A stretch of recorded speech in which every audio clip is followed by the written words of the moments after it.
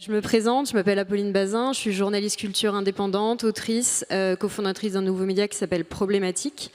Je vais passer cette heure nous allons passer cette heure en compagnie d'un panel très riche de personnalités passionnantes. Je vais appeler vos prénoms de gauche à droite, mais je vais vous laisser chacune présenter vos multiples casquettes et activités collectives dont vous faites partie. Donc à ma gauche, pour cette discussion, j'ai Jen Cardini. Jen, hop. Bonjour, je suis Jen Cardini, je suis DJ, productrice, boss de label et je gère aussi une petite agence de booking et une petite agence de management et j'organise aussi des soirées et voilà. Merci. C'est bon. Salut, moi c'est Tatiana Jane, je suis productrice depuis maintenant 15 ans et DJ depuis 6 ans. DJ Covid, comme dirait Marc. et donc voilà, j'y à Paris. Super. Nous allons parler du Covid. Jamie Seal. Moi, c'est Jamie Seal, DJ, producteur et observateur de l'industrie créative, l'industrie culturelle. Voilà. Et Marc Resplendi. Et Marc Resplendi, donc moi je suis actuellement agent et manager d'artistes électroniques et j'ai fait quasiment 12 ans maintenant de programmation de club. Je travaillais à la machine pendant 10 ans et j'ai été promoteur d'événements, concerts et soirées club à Paris depuis 2011. Merci. Je vous propose un petit topo d'intro pour recontextualiser les grands mots, les grands termes de cette discussion. Faut-il vraiment courir pour exister? Bon, je crois que la réponse est non en théorie, mais c'est plus facile à dire qu'à faire et c'est tout l'enjeu dont on va discuter. Je vous propose un test un peu collectif. Vous aussi, public, vous pouvez participer. La question, c'est qui, ici, s'est déjà retrouvé dans un état de grande fatigue liée à son activité professionnelle ou en tout cas son activité liée à la musique, voire même qui a déjà fait un burn-out. Est-ce que, voilà, 1, 2, 3, waouh, ok, waouh, moi aussi, voilà, ok, on est quasiment, voilà, bon. Je pense que c'était une bonne manière. Je dirais qu'on est les 3/4 à avoir levé la main. Je pense que ça montre bien que le sujet dont on va discuter aujourd'hui, c'est un problème structurel. On va faire des allers-retours entre des choses qui peuvent être assez intimes, notre rapport au travail, la manière dont on se construit en tant qu'artiste ou critique culturelle. On va parler de carrière au sens sociologique du terme, le parcours, la manière dont on s'inscrit dans un univers professionnel, pas vraiment dans le sens ou alors on va mobiliser le sens carriériste du terme pour plutôt le critiquer. L'autre point que je voulais introduire, c'est ok, on parle de techno-capitalisme, d'où ça vient. Depuis quelques années, il y a un certain nombre de discussions, de penseurs qui travaillent autour de l'idée que le capitalisme aurait changé de nature, qu'on serait passé à un nouveau stade, tellement les choses sont devenues plus hardcore, plus violentes, plus rapides. Cette idée, elle a notamment été popularisée, alors il y a tout un lien très spécifique avec les nouvelles technologies et avec les réseaux, la place que les plateformes ont pris dans nos vies. Et cette idée, elle a été... alors, on trouve le terme de techno-féodalisme, voilà, c'est celui-là que je voulais poser. Cette idée, elle a notamment été popularisée par l'ancien ministre des Finances de la Grèce, Yanis Varoufakis, qui a consacré un livre à cette thématique, ou l'économiste Cédric Durand. Mais en réalité, toutes ces problématiques, elles sont aussi assez anciennes. On est plutôt face à une exacerbation d'enjeux qui étaient déjà là. Et moi, le travail, enfin le penseur qui m'a plutôt guidée dans la préparation de cette discussion, c'est un sociologue allemand qui s'appelle Hartmut Rosa, qui est philosophe aussi et qui travaille sur l'accélération dans le sens où il développe une critique de notre rapport au temps, de comment tout ça est construit et inscrit justement en lien avec le système économique et politique dans lequel on évolue. Hartmut Rosa, il explique que justement le capitalisme a besoin de la vitesse pour se reproduire, donc en fait que ce qu'on vit, c'est juste une conséquence logique de l'évolution du capitalisme, que c'est quelque chose qui était inévitable et que ça amène à une dissociation entre en fait des parties du monde qui ne peuvent pas être accélérées. Certaines choses peuvent l'être, certaines choses comme nous les humains, on a des limites physiques tout à fait claires. Et c'est quand on atteint le stade de la dissociation qu'on fait un burn-out à notre échelle. Voilà pour le topo socio-philo de ce dimanche. Pour caractériser les choses un peu plus précisément à l'échelle du milieu des musiques électroniques et de la nuit, selon vous, qu'est-ce qu'il y a de spécifique? Comment on caractérise l'accélération dans nos domaines? Qu'est-ce que vous avez remarqué? On parle beaucoup des réseaux sociaux, mais voilà, il n'y a pas que ça. Ces dernières années, voilà, qu'est-ce qu'on peut citer comme caractéristique? Je veux bien commencer parce que donc moi j'ai commencé à mixer en 91 et à l'époque du coup il n'y avait pas de réseaux sociaux, il n'y avait pas de structure, il n'y avait pas d'agence de booking, il n'y avait pas de management, il y avait rien. C'était pour beaucoup d'entre nous un hobby en fait. Et du coup il n'y avait aussi pas de compétition ou d'ambition. Personne ne voulait faire de ça son travail. Il n'y avait pas de plan de carrière. Et je me rappelle que vers le début des années 2000, quand ça a commencé à se structurer, quand il y a une nouvelle génération d'artistes qui est arrivée en s'appuyant sur cette structure, il y a eu une accélération phénoménale avec l'explosion des réseaux sociaux, où on est passé de quelque chose qui était assez plaisant en fait, et à quelque chose de beaucoup plus... Moi, je sais que toute la génération d'artistes de mon âge, on s'est retrouvés à se dire, si on n'accélère pas, on ne pourra pas en faire notre travail, on ne pourra pas continuer à mixer. Donc moi, la vraie accélération, je l'ai sentie quand ça a commencé à être un gros business, en fait, et quand ça a commencé à se structurer, quoi. Donc ça, c'est le premier. Et avec l'arrivée des réseaux sociaux, où d'un coup, ça faisait quand même 15 ans que je mixais quasiment, un peu moins 10 ans, et d'un coup je me retrouvais avec une génération d'artistes qui en 2 ou 3 mois étaient headliners de festivals et avaient un follow-up ou un suivi qui était mais genre 10 fois le mien. Donc ça a créé un espèce de... Je pense que Marc, tu as aussi connu ça. Ça a changé la donne et j'ai envie de dire... Ça a été la première accélération qui a démarré toutes les autres accélérations après, quoi. Ouais, c'était la première. On a une petite différence d'âge, donc ça c'était cette première accélération de ta génération. La deuxième, pour moi, ça a été l'arrivée vraiment d'Instagram et du Covid. Facebook a accéléré en un sens, mais plus on va dire j'ai trouvé moi dans la promotion d'événements, où c'était très centré sur l'événement. Instagram, ça a été très centré sur le personnage de DJ et ce qui est devenu central en fait dans ce qui est une industrie maintenant. C'est 13 milliards d'euros maintenant, l'industrie de la musique électronique, c'est énorme.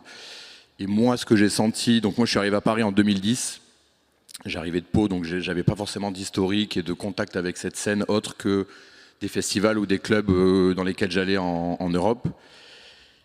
J'ai connu les années 2010 qui étaient des années très florissantes, notamment à Paris, Concrète, Machine, etc. Il y avait un très bel engouement. Le Covid est arrivé et sur cette espèce de période de, je dirais, 5-6 ans, on va dire 2015 et post-Covid, j'ai vu tout un nombre, je l'ai même moi conscientisé assez tard, j'ai pas pris la mesure sur le moment, énormément d'événements sur des modèles de Deckmantel, de festivals comme ça qui sont multipliés et énormément d'artistes qui sont arrivés aussi à ce moment-là. Je pense que c'était le fruit aussi de cette gestation un peu généralisée qui a donné des envies à plein de gens, mais aussi une envie de répéter un modèle qu'on avait observé qui était aussi potentiellement un modèle très rémunérateur. Et je pense qu'il y a d'une certaine manière donné envie à plein de gens de se dire moi aussi j'ai quelque chose à exprimer et je vais le montrer. À tort ou à raison, après ça c'est l'avenir qui nous le dira, mais c'est vrai que j'ai vraiment senti moi cette deuxième phase, après celle dont tu parlais, d'explosion, c'est-à-dire nombre d'événements, et on voit aussi maintenant un peu les conséquences des clubs qui ferment, des festivals notamment en Angleterre qui ont du mal à vendre des tickets, des artistes aussi peut-être qui tournent moins parce que il y a un certain nombre de slots disponibles chaque week-end et un nombre d'artistes plus important, et du coup ça amène peut-être aussi à des problématiques maintenant qu'on va aborder aujourd'hui, quoi. Je pense que le Covid c'est très spécial, ça a changé le monde entier, toutes les économies. Mais le problème c'est faut penser en termes de système économique, donc le capitalisme qui repose sur des producteurs, des consommateurs. on est à la fois tous, même hors de la musique, à la fois producteurs et consommateurs. Et le problème principal, je parle de problème qui n'en est pas un, puisque ça sert ce système-là, c'est la marchandisation, en fait, commodification. En fait, la démocratisation de la technologie. C'est-à-dire que avant, je pense à ton époque, Jen, par exemple, pour avoir accès à des platines ou ce genre de choses, c'était assez compliqué. Et au fur et à mesure, avec l'évolution des technologies, en fait, maintenant, tout le monde peut avoir accès à du matériel. Tout le monde de chez soi peut commencer à entreprendre une carrière. Donc, en fait, c'est plus le système en lui-même, avec le développement des moyens de production, qui a créé un engrenage qui est bénéfique pour ce système-là, mais c'est une suite logique en fait de ce système. Et ce qui fait qu'on arrive, c'est ça, à cette idée du technocapitalisme, où certaines personnes vont dire c'était mieux avant. C'est pas que c'était mieux avant, c'est que maintenant il y a trop de data à analyser. On est dans des économies de plateforme, il y a différents canaux, il y a de plus en plus d'acteurs. Donc en fait, ça crée un milieu hyper compétitif et un milieu où on sait que plus de 80% des DJ ne vivent pas de leur art, et c'est normal. Et encore une fois, l'art est une activité comme une autre. Il n'y a pas de différence justement entre vendre sa musique ou vendre des chaussettes. Et ça, c'est un truc qu'on a beaucoup de mal à accepter. Et c'est beaucoup d'éléments à prendre en compte. Mais voilà, on est dans un système, quoi. Moi, je rejoins un peu tout ce que vous avez dit, mais la petite particularité, c'est que moi, du coup, je fais partie des DJ qui ont commencé plus ou moins avant, après le Covid, mais autour de cette date-là. Et en fait, il y a un point plus, je ne sais pas comment dire, peut-être social, qui fait que moi, personnellement, ma génération, on a un peu tous craqué à ce moment-là, parce qu'on s'est rendu compte que on n'était pas forcément à la place qu'on voulait, et on ne faisait pas forcément ce à quoi on aspirait. Donc il y a vraiment une grosse remise en question, je pense, globale, au-delà de la musique.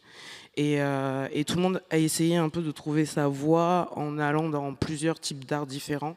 Moi, c'est la musique, j'ai des copines, c'est de la poterie, d'autres, c'est de la cuisine. C'est vraiment divers. Et je pense qu'il y a eu une réflexion de remise en question de ce qu'on veut faire, ce qu'on veut construire pour le futur. Enfin, en tout cas, moi, en ce qui me concerne, c'est ce qui s'est passé.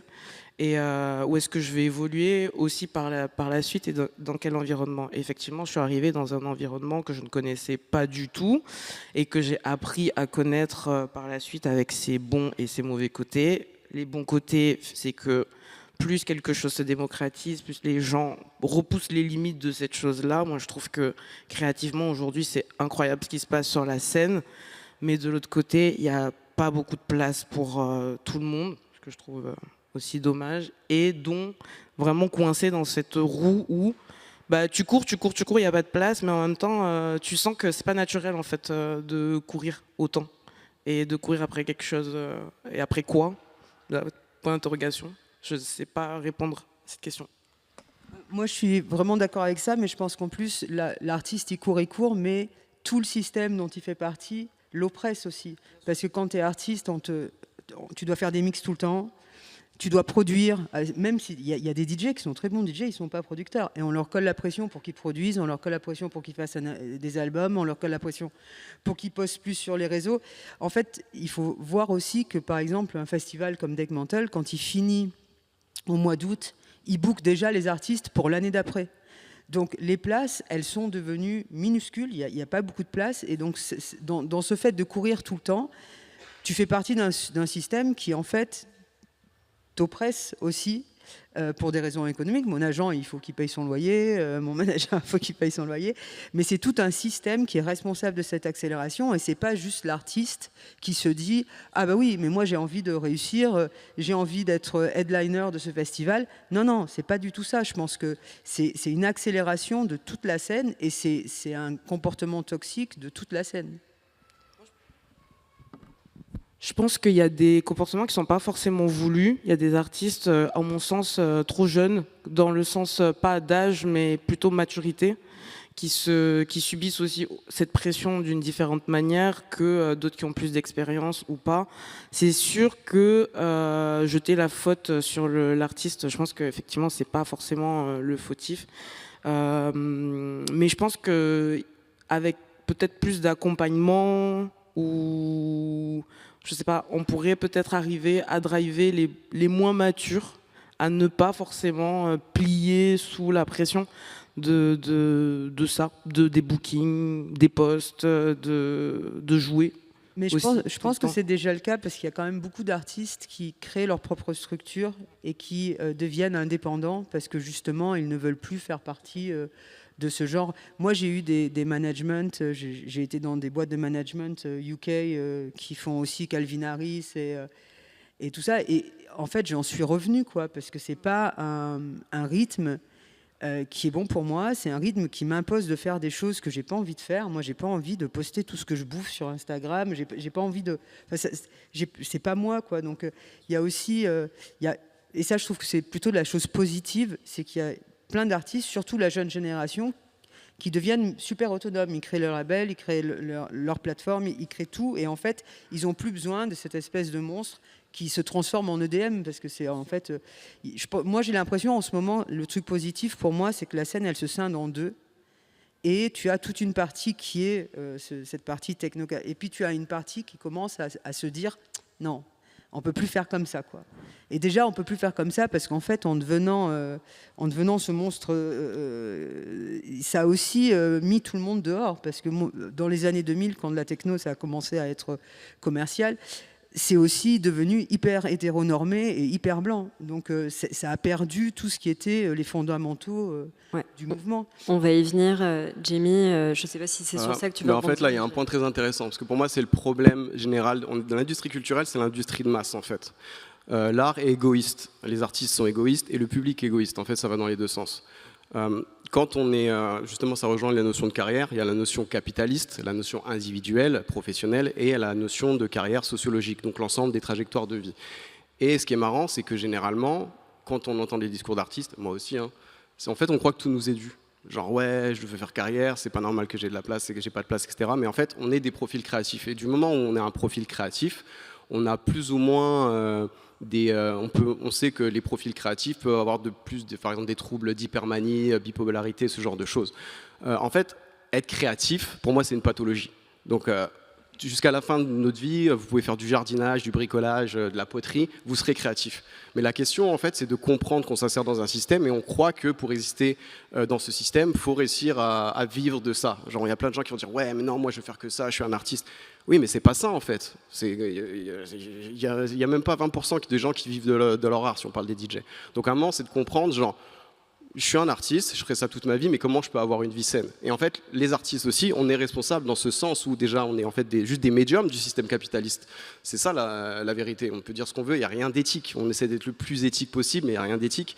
Et je pense qu'il y a une responsabilité aussi, à un moment, de tous les gens de l'industrie, de faire comprendre que, en fait, on peut être créatif sans, par exemple, juste peut-être avoir 2 gigs par an, mais juste kiffer ces gigs-là. Et voilà, on va avoir son 9 à 5. Et tant qu'on a un moment créatif, on ne sera pas sous Xanax ou sous lithium, quoi. Donc c'est tout. J'ai oublié, je voulais rebondir quand tu disais il n'y a rien d'éthique, en tout cas il n'y a rien de pur et parfait, c'est dans cette idée de pas de pureté militante nécessairement. Je pense que ça rejoint quand même effectivement ce que Jen disait et tout le monde m'a l'air très d'accord sur le constat et j'ai l'impression qu'il était grand temps d'avoir une discussion sur le sujet, que ça, voilà, il y a des hot takes qui ont été retenus très très très longtemps, mais sur l'idée que les choses se scindent en deux. Il y a certainement une partie des scènes qui n'a aucune envie d'avoir cette discussion, de toute façon de s'intéresser à ce qui va ressortir de cette discussion, mais dans les espaces où en tout cas qui nous permettent d'avoir ce genre de discussion, il y a un sujet sur aussi faire évoluer culturellement et très pragmatiquement les informations qu'on partage autour de la réalité matérielle des artistes aujourd'hui, la structuration, quand même aussi un enjeu, et j'imagine une des raisons qui t'amène, Jamie, à écrire très régulièrement autour de comment toutes ces choses qui sont au final un peu qu'on découvre sur le tas à la dure quelque part, mais qu'il n'y a pas lieu d'être en fait. Peut-être que justement pour faire redescendre la pression générale, si on avait un peu plus d'informations et une culture un peu plus douce, ou en tout cas un peu plus collective de ce statut d'artiste, autour du statut d'artiste actuellement, voilà, on évoluerait peut-être un petit peu mieux. C'est une remarque plus effectivement que nécessairement une question à vous. Mais c'est je voulais te lancer là-dessus, sur ce que tu développes autour de resituer le fait que en tant que DJ, il y a un truc de conscientisation de qu'est-ce que le métier, d'avoir accès à des informations, et en fait c'est très nébuleux quand tu commences potentiellement. Même quand il y est. Voilà, bon, même quand on y est, voilà. En fait, moi je trouve que c'est génial le DJ, parce qu'il n'y a rien de plus égoïste qu'un DJ. Genre là, mettez-nous des platines, tout le monde part, il y a une personne tout seul, je fais quoi? Genre, et pourtant on nourrit ce truc de ouais, c'est le collectif, je fais ça pour tout le monde, etc. Le problème notamment du champ de la musique, c'est qu'en fait on rentre dedans et on ne sait pas ce qu'on fait. On apprend sur le tard. Et justement, ce qui est intéressant avec la génération Covid, c'est que directement, il y avait ce système de représentation et de possibilités carriéristes, en fait. Même si c'est quelque chose d'utopique, il n'y a pas vraiment de plan établi, mais il y avait une chose qui était qui était sûrement totalement différente de commencer la musique il y a 30 ans. Genre, on faisait ça pour son propre plaisir, on rencontre des gens, etc. Mais c'est de comprendre aussi que nous, en tant qu'artistes, donc comme je disais, on est des vecteurs du système capitaliste, mais en même temps, on contribue à créer gratuitement. En fait, on contribue à créer du contenu gratuitement pour les plateformes, les réseaux sociaux. La musique qu'on met en ligne, on est très peu payé, etc. On va participer à des événements pour être payé. Genre là, il y a un trend que j'ai vu sur Paris, c'est genre des sets techno, ça va durer de minuit à 6h du matin et les gens jouent 30 minutes. Enfin, on est vraiment dans un truc, la TikTokisation de la musique électronique.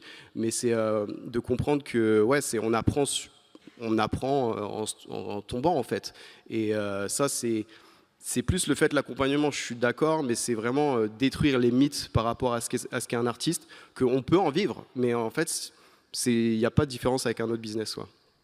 Tatiana, tu voulais rebondir sur ton expérience? Oui, il y a plusieurs points que tu abordes, et effectivement, je pense qu'il y a beaucoup de... Il y a le facteur temps qu'on a tendance à oublier aussi quand on est un artiste, c'est que le temps, c'est pas vraiment... je sais pas, il y a une autre manière d'appréhender le temps. Ça peut être très long, ça peut être très rapide, en fonction de tes besoins sur le moment, en fonction de tes envies, de ce que tu veux faire.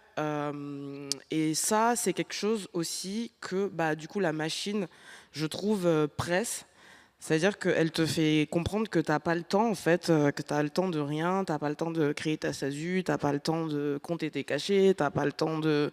Faut que tu ailles jouer, faut que tu ailles jouer, faut que tu ailles jouer. Effectivement, tu n'as pas trop le temps de réfléchir de quel type d'artiste j'aimerais être. Est-ce que je vais être DJ? Est-ce que je vais faire du live? Est-ce que je vais faire de la prod? Parce qu'en fait, tu es en train de jouer jusqu'à ce que ton corps te dise stop.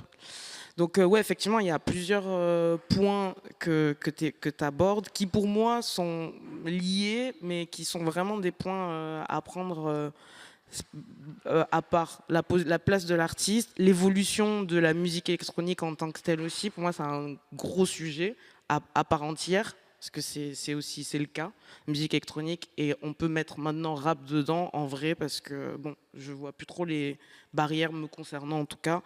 Donc ouais, il y a vraiment plusieurs axes qui sont hyper bloqués à leur manière, quoi.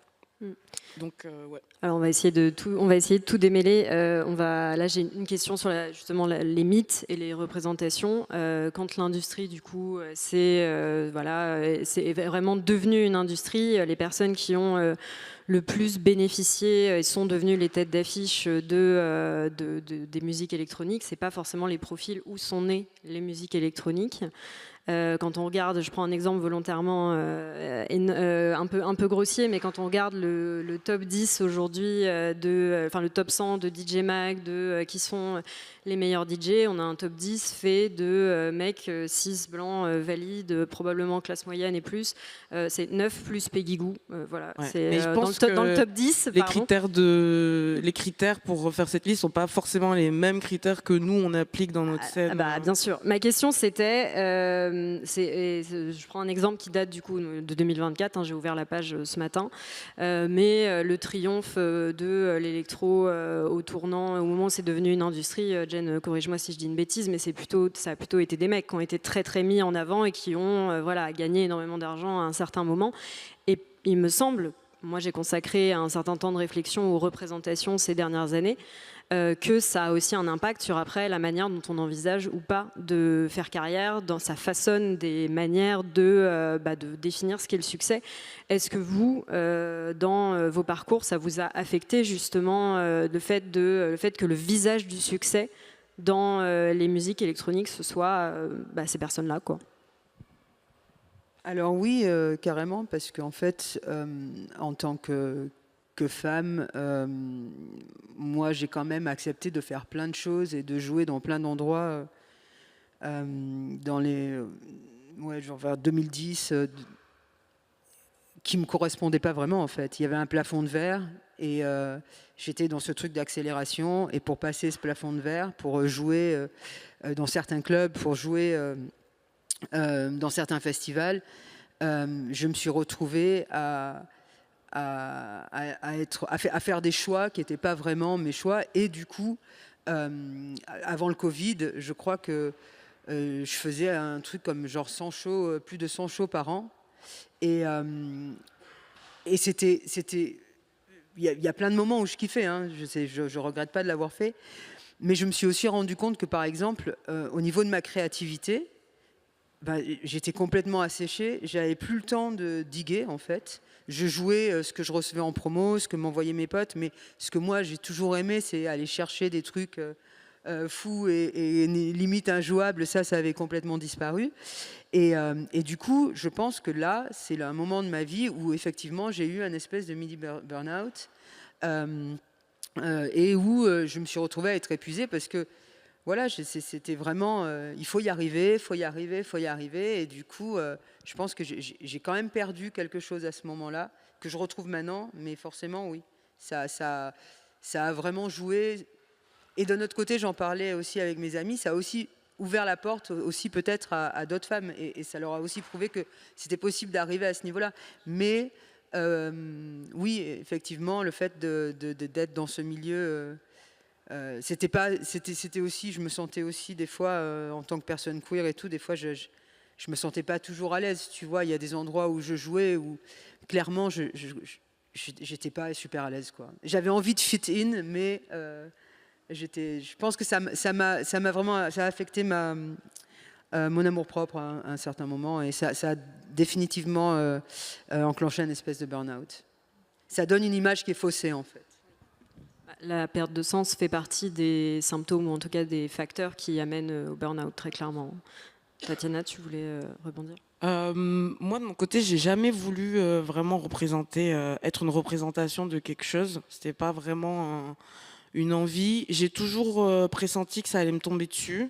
Le burn-out ou le fait de devenir artiste ? Le fait de représenter quelque chose aux yeux des autres. J'ai toujours senti que ça allait me tomber dessus, et que du coup les côtés négatifs aussi, c'est-à-dire l'utilisation du fait que je sois une femme noire. Clairement, être un token, parfois, ça m'est arrivé dans des soirées d'être le token de la soirée. Après, je l'accepte, il n'y a pas de souci, je suis parent, je l'accepte, je prends ma thune et je rentre chez moi. Mais c'est vrai que il faut se le dire, ok, là, c'est pas vraiment, je suis pas invité pour forcément ma musique, je suis invité parce que je représente quelque chose, faut l'accepter. Donc moi, j'ai toujours eu du mal à accepter ça. Je l'accepte depuis très peu de temps, mais ça implique beaucoup de choses. Ça implique du coup faire attention à plus de choses, en fait, à ce qu'on fait, à ce qu'on va transmettre comme message, du coup. Et oui, effectivement, ça me met une petite pression quand même, parce que j'ai aussi l'impression, mais c'est vraiment, tout est nuancé en fait dans la musique, parce que une vérité n'est pas vraiment vraie au même instant. C'est-à-dire qu'en même temps, je vais avoir ce ressenti-là, et d'un autre côté, je vais me sentir hyper à l'aise dans mes sets et avoir vraiment l'impression que la scène évolue et que aujourd'hui être femme noire, c'est plus trop un sujet. Et d'un autre côté, on ressent aussi l'ambiguïté avec de se dire ok, on est là, on représente ça, les yeux sont clairement rivés sur moi, comment je deal avec ça, quoi, parce que c'est pas vraiment, pour moi c'est pas humain en fait de passer de personne te connaît, personne te calcule à tout le monde veut te parler, tout le monde veut te booker, enfin, je trouve qu'il y a un truc psychologique, en tout cas, qui mérite, à mon sens, d'être attentif dessus pour justement pas sombrer et pas sombrer dans des pratiques abusives, jouer à l'excès.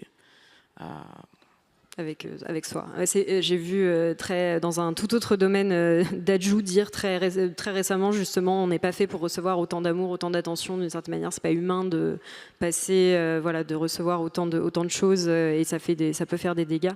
La question, elle était plutôt sur comment toi, ça a pu t'affecter d'avoir des représentations qui n'étaient peut-être pas ou qui ne te correspondaient pas tant sur ce que toi maintenant tu représentes, même si c'est une conséquence. Moi, me suis jamais projetée vraiment.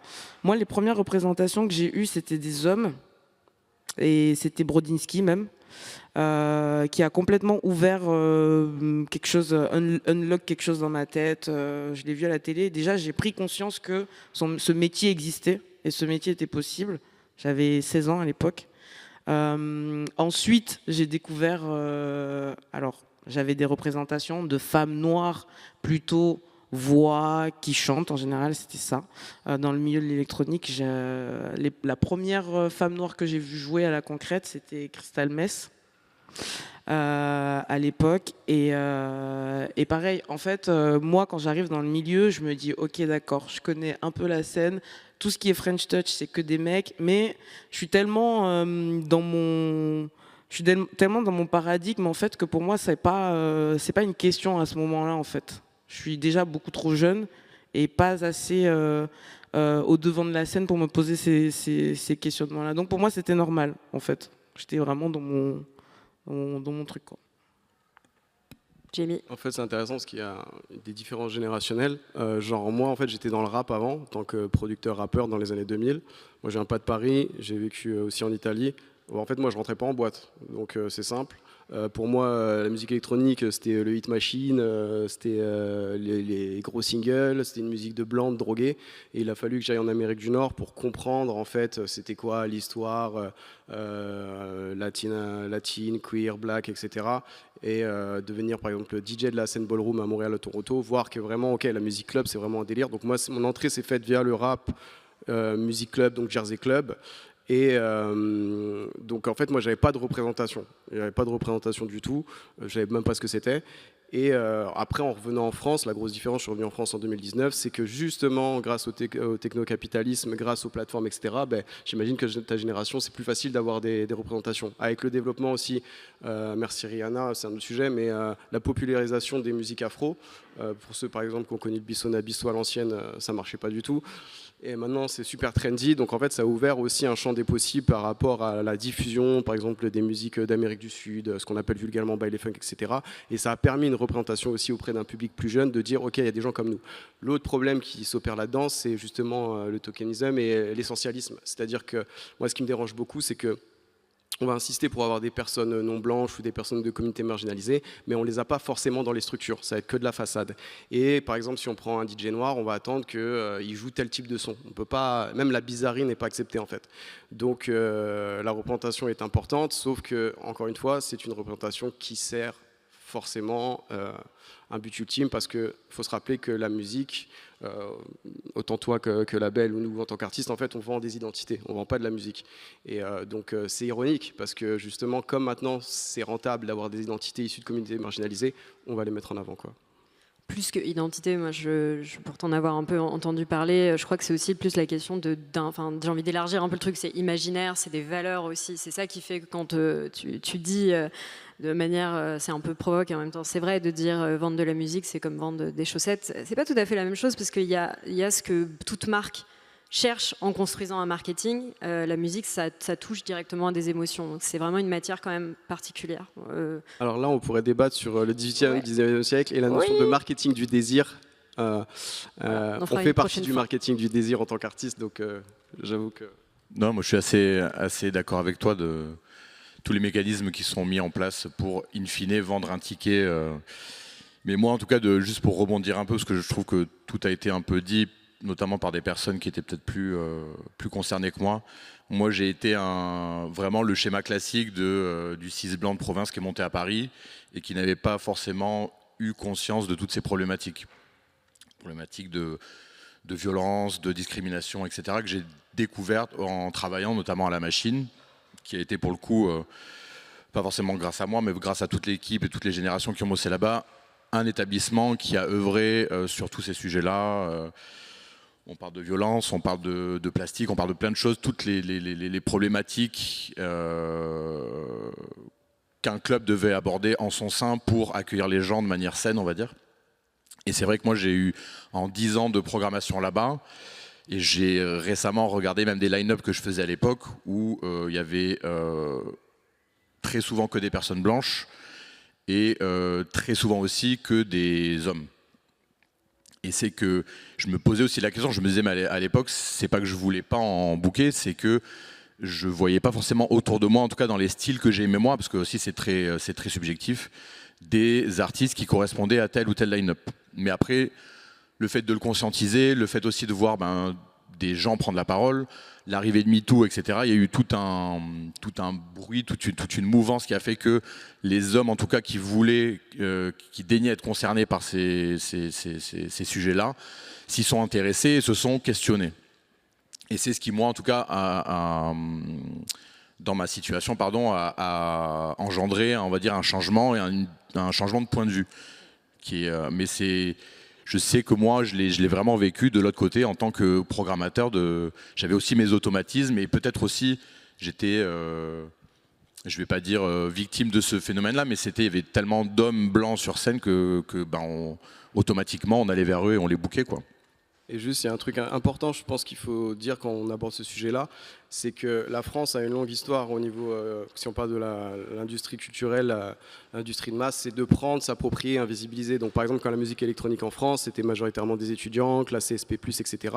Culturellement aussi, par exemple, moi, qui suis directement issu d'une première génération d'immigrés, c'est pas dans nos cultures, enfin ça va être la culture afro, ce genre de choses. La culture électro, par exemple, fin 80, début 90, elle ne rentrait pas forcément dans des zones où il y a des communautés qui pourraient ressembler à celles de Détroit et de Chicago. Donc en fait, ceci, il y a tout un historique à prendre en compte. On peut comprendre pourquoi au début, il n'y avait pas ces communautés concernées, mais c'est là où il faut mettre en avant l'importance de leur représentation, en fait, et expliquer pourquoi la représentation, maintenant, permet justement plus de créativité à ce niveau-là. Moi, je voulais rebondir sur ce que disait Marc, parce que je me rappelle avoir eu cette discussion plein de fois avec des DJ, avec des promoteurs. En fait, il y a une base de données qui a été créée il y a 20 ans par Electric Indigo, qui s'appelle Female Pressure, et qui n'a jamais été utilisée par personne, et qui recense toutes les artistes femmes, non-binaires. Donc les outils, ils ont toujours été là. Et c'est vrai qu'à un moment donné, moi, j'ai un peu baissé les bras, parce qu'en fait, on ne peut pas vous forcer, enfin, je dis vous, c'est pas toi directement, mais on ne peut pas vous forcer à ouvrir la porte. À un moment donné, vous ouvrez la porte, vous ne l'ouvrez pas. Et moi, ce que j'ai constaté, c'est une volonté de ne pas ouvrir la porte, c'est-à-dire de ne pas partager, quoi. Et ça a toujours été fait avec une énorme violence, parce que aussi, dans le peu de femmes qu'il y avait au début quand j'ai commencé à mixer, on était utilisés comme des tokens, ça c'est clair. Mais en plus, on nous mettait les unes contre les autres. Et ça, tu peux le voir, par exemple, sur les réseaux. S'il y a des gens qui laissent des comments après une soirée, personne ne va dire « Ah, bah, t'as mieux mixé que Laurent Garnier, tu vois. Sven Väth a été meilleur que Dixon. » Il n'y a jamais ce genre de comments. Et moi, depuis le début de ma carrière, on a toujours mis Chloé en face de moi ou Miss Kitty en face. Il y a toujours Donc, et ça, moi, je pense que c'est vraiment un système d'essayer de laisser, tu vois, faut pas sortir la tête de l'eau, on te laisse sous l'eau. Et ça a été vraiment violent, je trouve. J'ai l'impression que c'est toujours un peu le cas.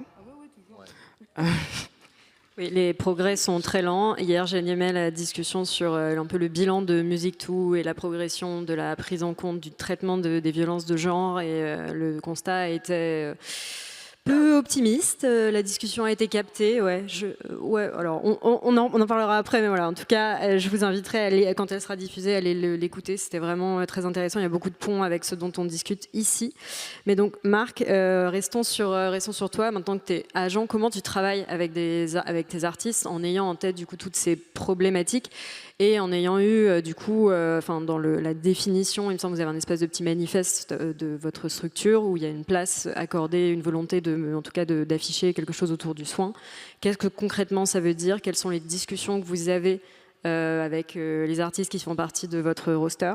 Et dernier petit commentaire, puisque donc on a parlé du Covid en tant que moment d'accélération, moment un peu à la fois d'émergence pour certaines personnes et un peu quand même ambivalent. C'est aussi le moment où, comme il y a eu une pause, il y a aussi eu un certain travail de conscientisation qui a été fait.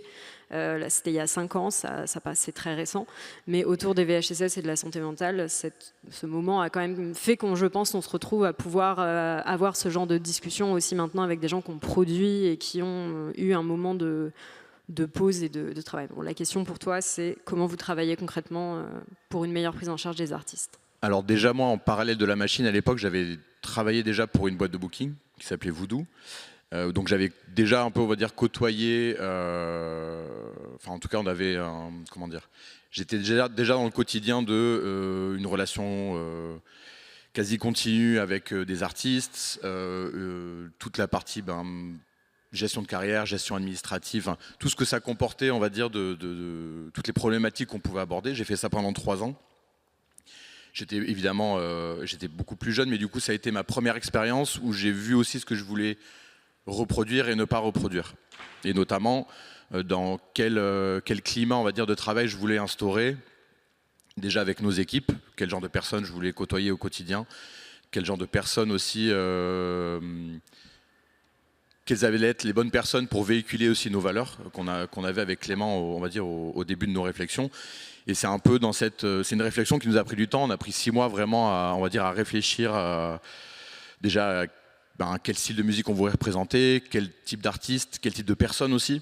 Dans nos premiers rendez-vous, on a porté quand même un soin assez prononcé à sentir un feeling humain pour se dire en fait on va quasiment être en 7-7 avec la personne, parce qu'on l'est en management, un peu moins en booking, mais c'est quasiment du 7-7, on va pas se mentir.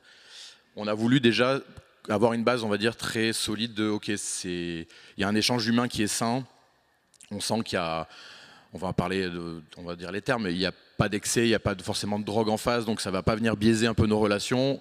On veut quelque chose de sain. Ce qui a beaucoup changé par rapport à l'époque de Voodoo, c'est qu'en fait, la majorité de nos artistes sont des artistes qui ont conscientisé tout ça, qui sont voire même des fois acteurs ou actrices. Je pense à Sarah du duo Pure Blast, qui fait partie d'Au-delà du club, qui est un des projets parisiens qui questionne un peu tous les lieux de fête, la santé mentale des artistes, etc. Donc on n'est pas du tout dans le même... le panorama a totalement changé. Et on a des artistes qui sont beaucoup plus concernés, ou en tout cas qui sont beaucoup plus, qui expriment aussi beaucoup de choses. C'est-à-dire, c'est très, très particulier parce que on parle de ralentir. Moi, j'ai beaucoup d'artistes qui me disent je veux accélérer. Quand je dis accélérer, c'est je suis fait pour ça, je suis faite pour ça, je veux plus de dates. Parce que pourquoi question financière, tous nos artistes sont intermittents. Donc on doit faire un certain nombre d'heures à la fin de l'année. On a une date anniversaire qui est un peu, on va dire, un compte à rebours, dans lequel il faut qu'on fasse le nombre d'heures. Donc ça, c'est notre mission à nous de trouver les dates. Mais c'est vrai que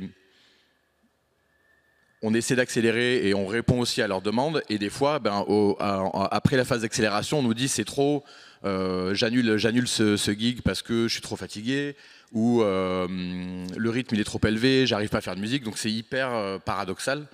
Et nous, en fait, déjà, on essaie de rien imposer.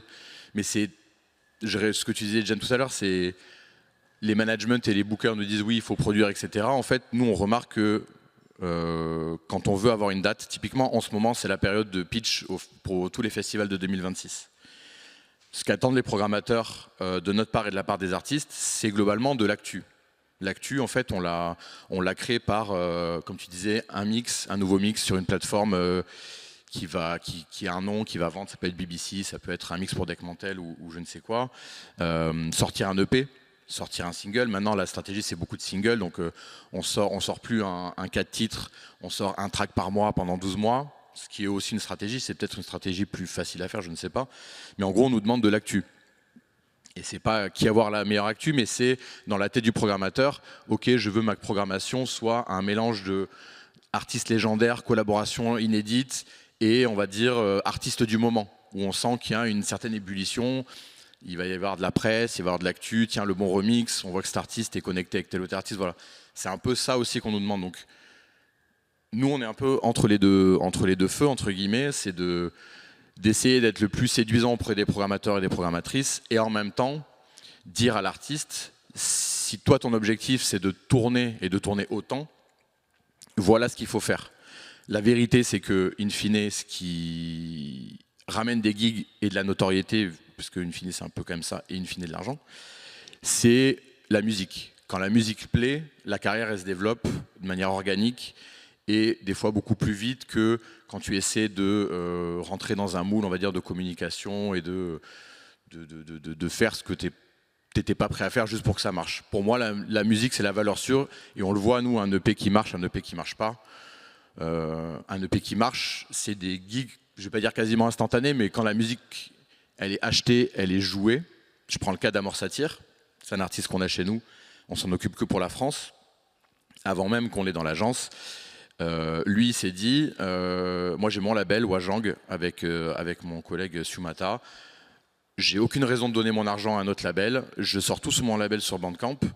Ils ont sorti Speed Dembo, je crois que c'était le 2 qui a été téléchargé des milliers et des milliers de fois et c'est cet EP collaboratif notamment qui a été un switch pour eux en termes de date, mais notamment pour lui, alors que quand on regarde leurs réseaux sociaux, Sumata c'est encore plus vrai, mais Gaspard aussi, Amor Satyr, ils ne jouent pas du tout le jeu de la com.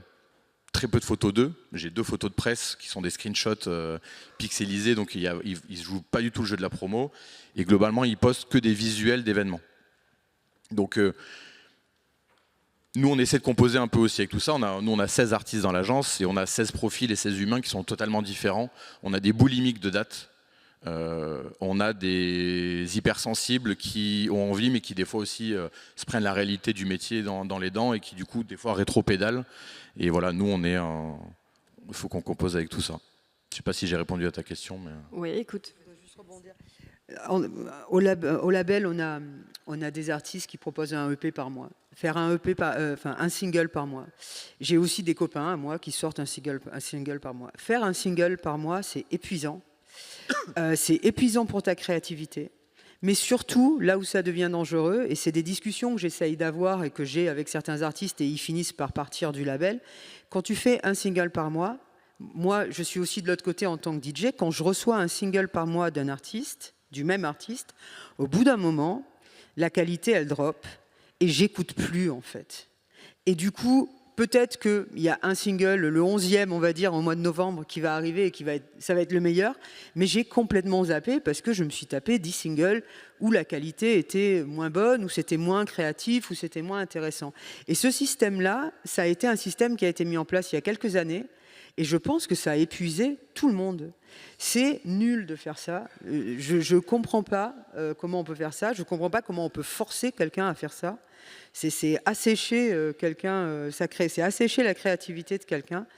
Moi, je rebondis sur. Je pense que vraiment, c'est peut-être un peu tard, j'ai 51 ans, mais je réalise qu'en fait, moins, c'est mieux.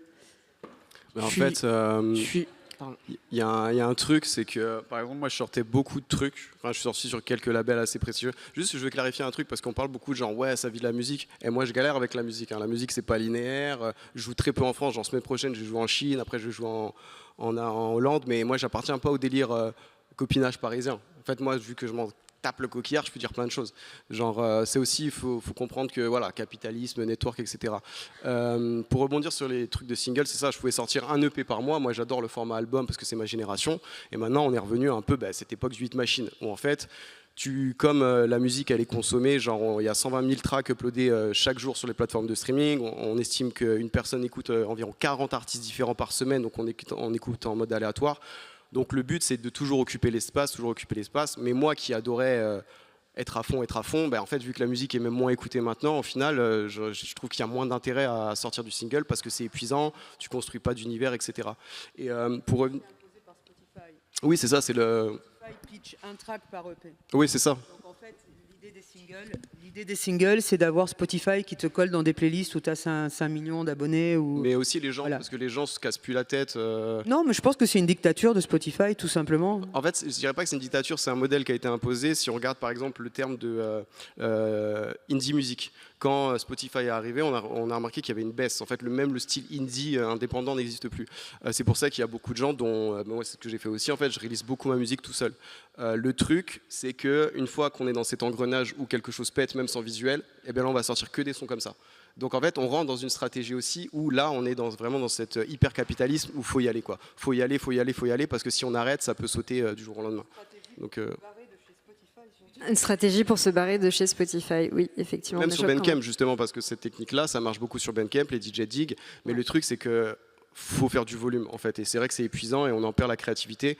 Et l'avantage qu'ont les DJ, à mon sens, qui réussissent à tourner dès que ça pète, c'est de profiter de tourner parce que ça peut permettre de sortir un peu moins de morceaux, quoi. Si tu sors un bon track, tu vois, je prends un exemple, je ne sais pas si vous connaissez, mais Barnes, il avait sorti Geffen sur Komeme, et Barnes, il a tourné pendant 10 ans juste avec Geffen de Komeme. Après, il a fait d'autres EP qui étaient vachement bien.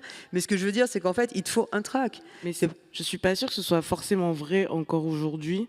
Après, je vois des... regarde Fatima Yama, il y a plein d'exemples où tu as un bon track. Je sais pas si tu tournes pendant 10 ans sur un track, je sais pas, c'est ça dans ma question, je suis pas sûre que ce soit... Ouais, j'ai plutôt l'impression que c'est den et puis ça fait vraiment des hauts et des bas.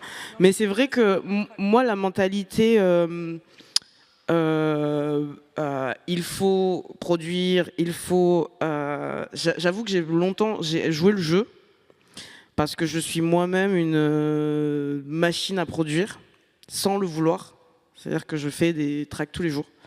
J'adore ça. Mais par contre, sans pression derrière. Mais c'est vrai que ça m'a un peu perdu à un moment donné d'essayer de structurer ma carrière. Donc aujourd'hui, j'essaie plus du tout de la structurer. C'est vraiment le bordel et c'est très bien comme ça. Mais en fait, quand tu commences à regarder et dire, bah en fait, il faut que je sorte un EP cette année parce que si je sors pas cet EP cette année, l'année prochaine, j'aurais pas... Déjà, on s'en fout de pas faire d'être telle année ou telle année. Par si tu meurs ou je sais pas, il s'est un truc.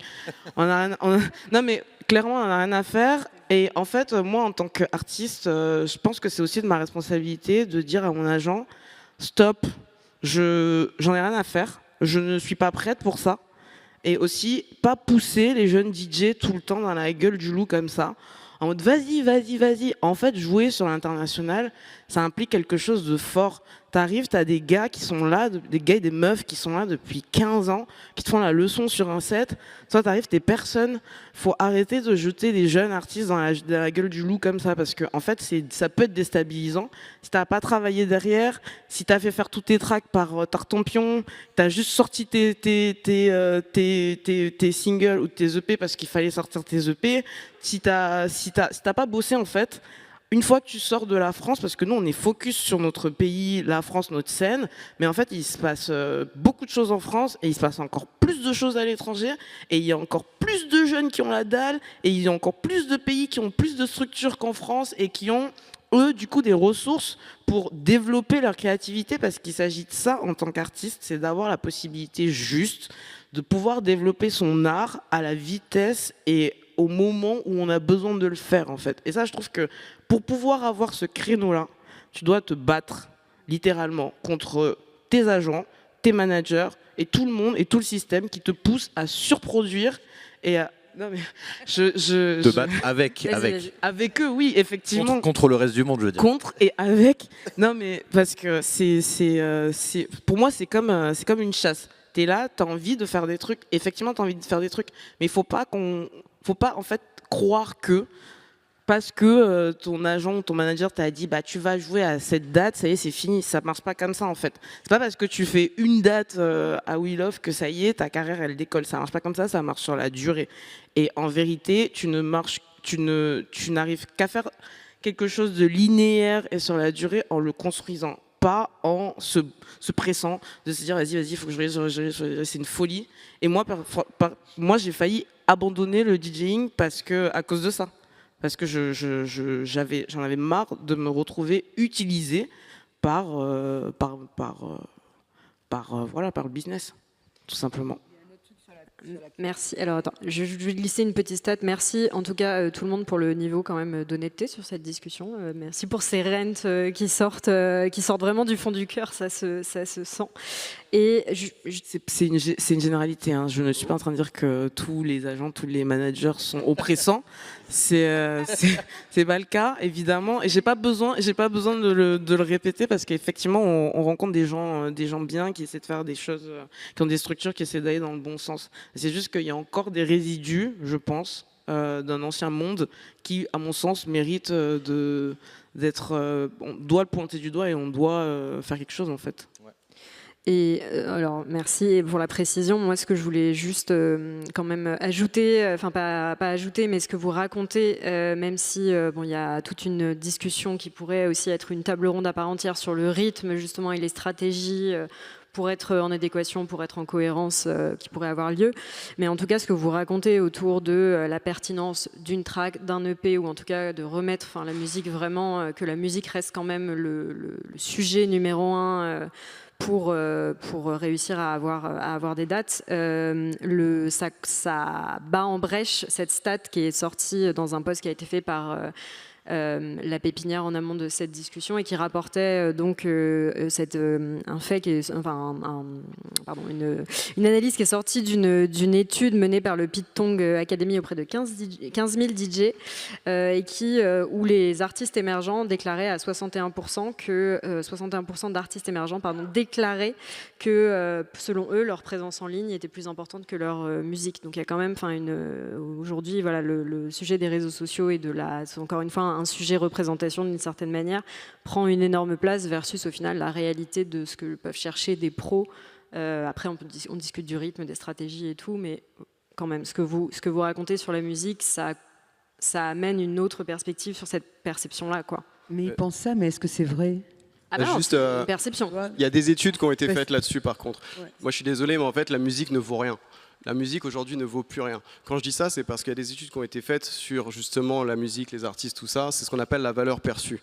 Du moment où, encore une fois, marketing du désir, du moment où il y a un artiste que vous appréciez, même si son truc vaut 5 sur 10, vous allez lui mettre un 9 sur 10. Et c'est pour ça qu'on voit énormément de producteurs ou d'artistes qui sont pas fous, mais que dès qu'ils sortent un truc, c'est la folie en fait. Et c'est pour ça que c'est très compliqué, parce qu'on s'insère pas juste dans quelque chose. Déjà, c'est très subjectif, la musique, la sensibilité, etc. Mais en plus, quand vous êtes face à des machines qui ont les moyens d'avoir de l'exposition, d'avoir des médias, de booker leurs artistes, etc., forcément, ces artistes-là, parce qu'on est des moutons, tous, on a un truc, on se dit, hey, ça a l'air pas mal en fait, pourquoi les gens s'intéressent à ça? Donc en fait il y a un biais qui s'opère et la musique en fait c'est très compliqué. Genre par exemple si on regarde cette année on n'a pas de hit de l'été, ça peut paraître totalement anodin. Chargé. Oh, quand même. Je crois que à l'échelle internationale, il n'y a pas de hit mondial. On n'a pas eu de grosse fabrication. J'utilise le terme de fabrication de pop stars l'année dernière.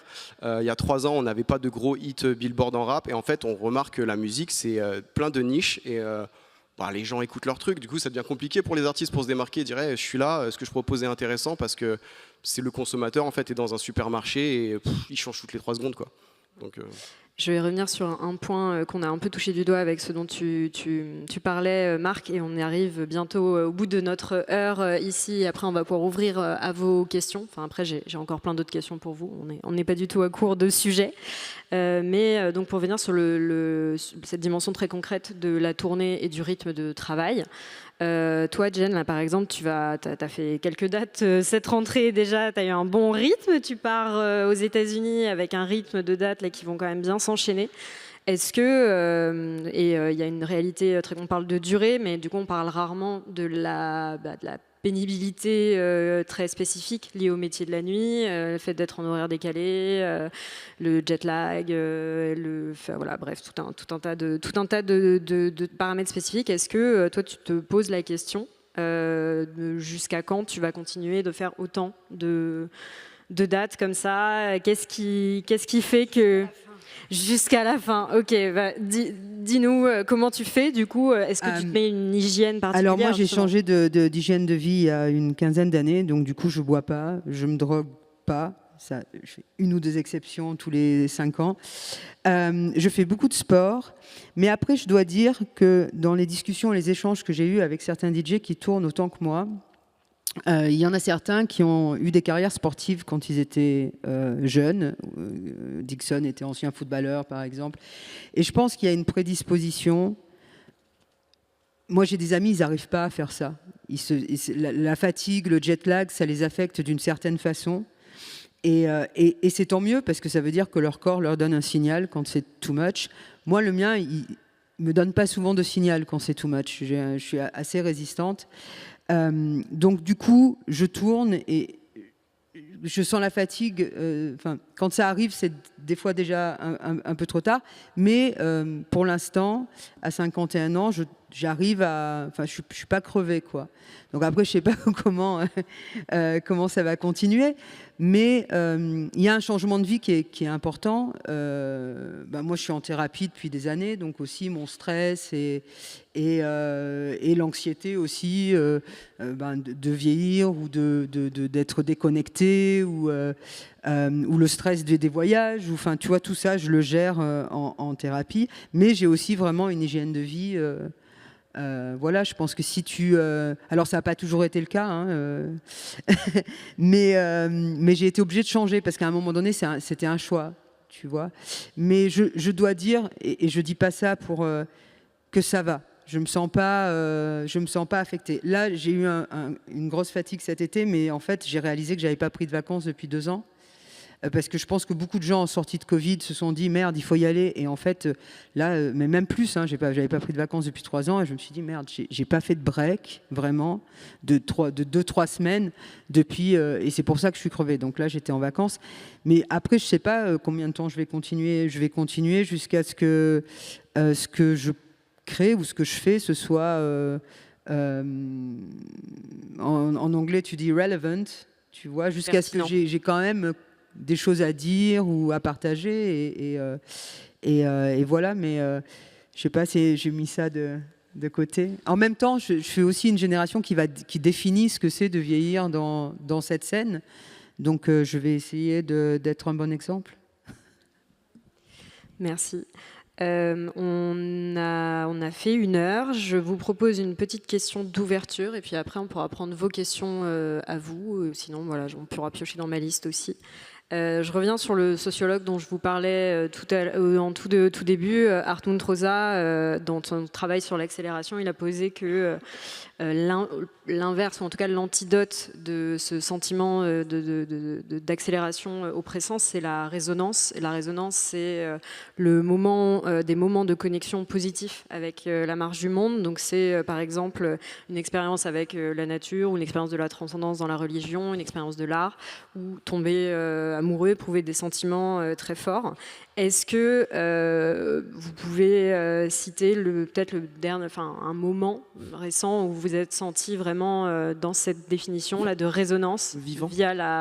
Vivant. Ça peut aussi être simplifié comme ça, avec la musique et analyser peut-être pourquoi ça a pu se produire, quelles étaient les conditions pour que ce soit un moment vraiment pertinent pour que ça connecte. Moi, personnellement, je l'ai vécu plusieurs fois cette année en jouant. Et j'avoue, c'est assez kiffant. Ça fait 1 an et demi que je prends pas d'alcool et que je prends pas un peu plus du coup pour les drogues dures.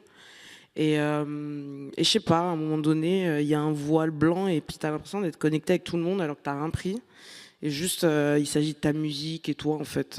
Ça, c'est un moment magique que je pense beaucoup de DJ vivent, mais n'arrivent pas forcément à l'attraper parce qu'en fait, il est vraiment subtil. Et puis quand tu rentres chez toi, moi je suis maman, donc il y a mon fils, ça y est, c'est parti déjà. Ça a été vécu, consommé, et c'est parti.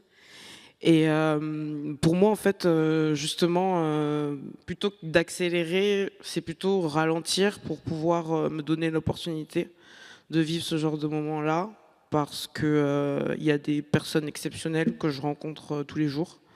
Il y a des gens qui sont dans la recherche du bon, je dirais, que la scène avance dans le bon sens, sans se faire complètement vampiriser.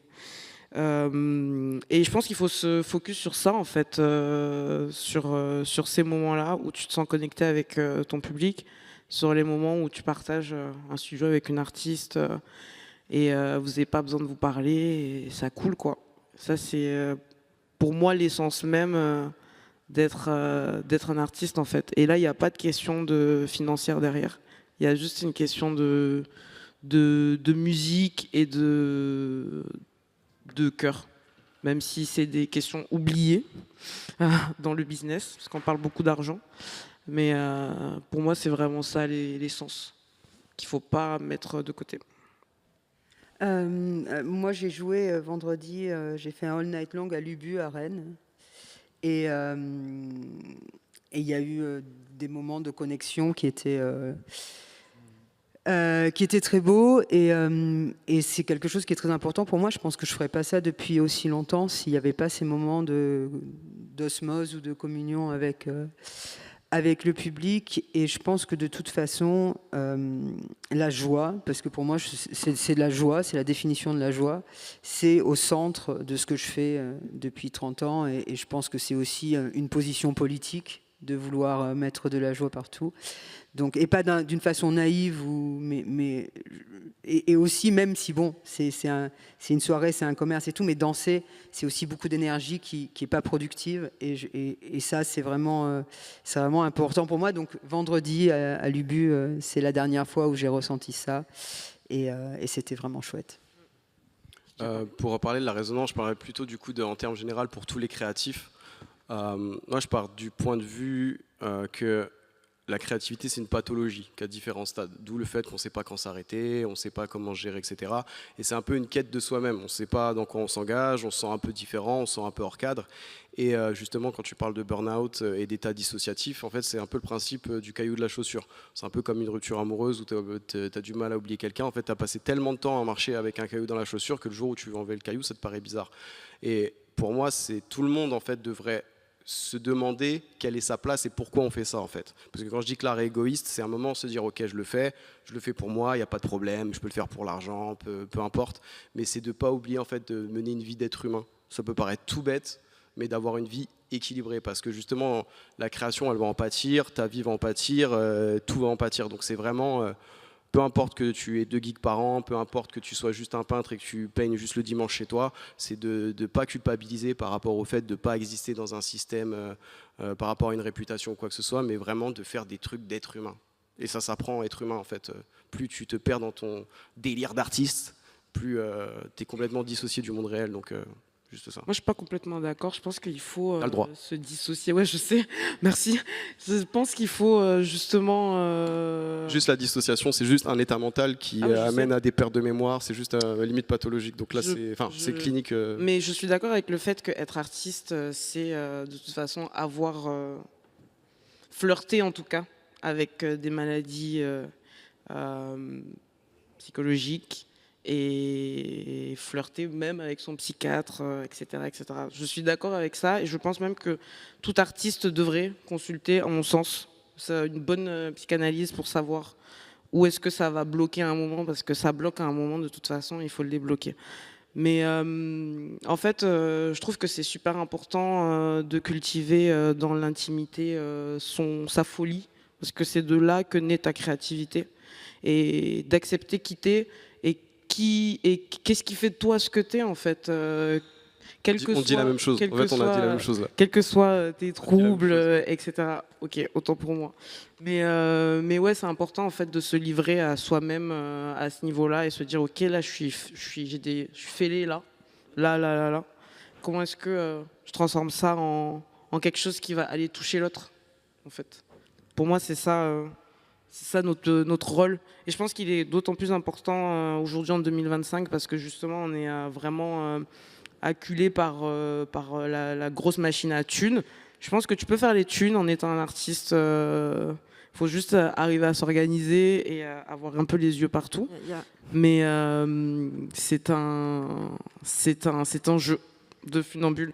Mais il faut effectivement, pour moi c'est ça, vraiment pas se dissocier pas s'écarter de son intimité parce que c'est très important et de vraiment accepter le fait on est tous crazy, on est tous malades, on a tous des côtés où ça va péter à un moment donné et justement le retranscrire dans ta musique et je pense que les gens t'aiment aussi par rapport à ça et au fait que tu leur montres en fait que c'est comme ça et pas autrement.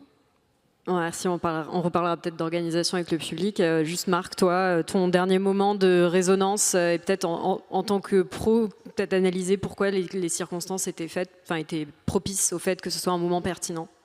Déjà, en tant qu'agent ou manager, la réalité elle est un peu similaire parce qu'on est dans le même bouillon, dans la même frénésie. Donc, sur des aspects différents, on vit quand même plus ou moins la même vie. On bouge un peu moins, on prend moins l'avion, mais on est quand même toujours dans cette frénésie. Et le simple fait d'aller dans un festival de 1500 personnes cet été en tant que public, sans parler de travail et en étant dans un autre rapport au festival qu'avait été celui de mes festivals précédents de l'année, qui était un rapport pro de run, catering, monter sur scène, pas danser, parce qu'au final, le propos final, c'est vraiment la danse. Et moi, ce qui m'a reconnecté à l'essence même de mon métier, c'était en fait de passer 4 jours à danser et de me dire à la fin, ok, je sais pourquoi je fais ça, et je sais que c'est quelque chose que j'ai perdu par rapport à avant, parce que maintenant j'en ai fait mon métier, et comme tout métier passion, moi ma théorie c'est qu'un métier passion, ça devient plus un métier qu'une passion in fine.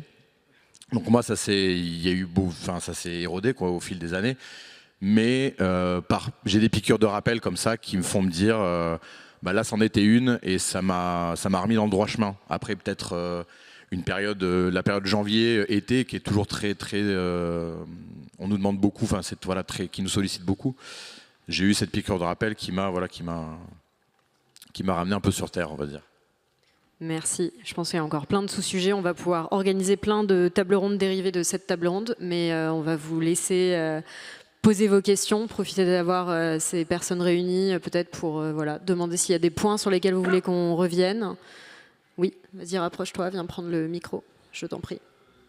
Bah oui, si. On lève la main, on prend le micro. Ouais, non, Ah, ok, bon, ok. Ouais, du coup, je crois... Parle bien dans le micro, par contre, du coup, j'ai pas attention. retenu les prénoms, mais c'est le monsieur avec les dreads, je crois. Le PG, Jamie. Comment ? Jamie Silk. Jamie Silk, ok. Ok, Jamie. En début de présentation, tu as parlé un peu du matériel qui devenait de plus en plus accessible, entre guillemets, par rapport à cette accélération. J'ai pas forcément compris ton point de vue, dans le sens si tu vois ça de manière positive ou négative.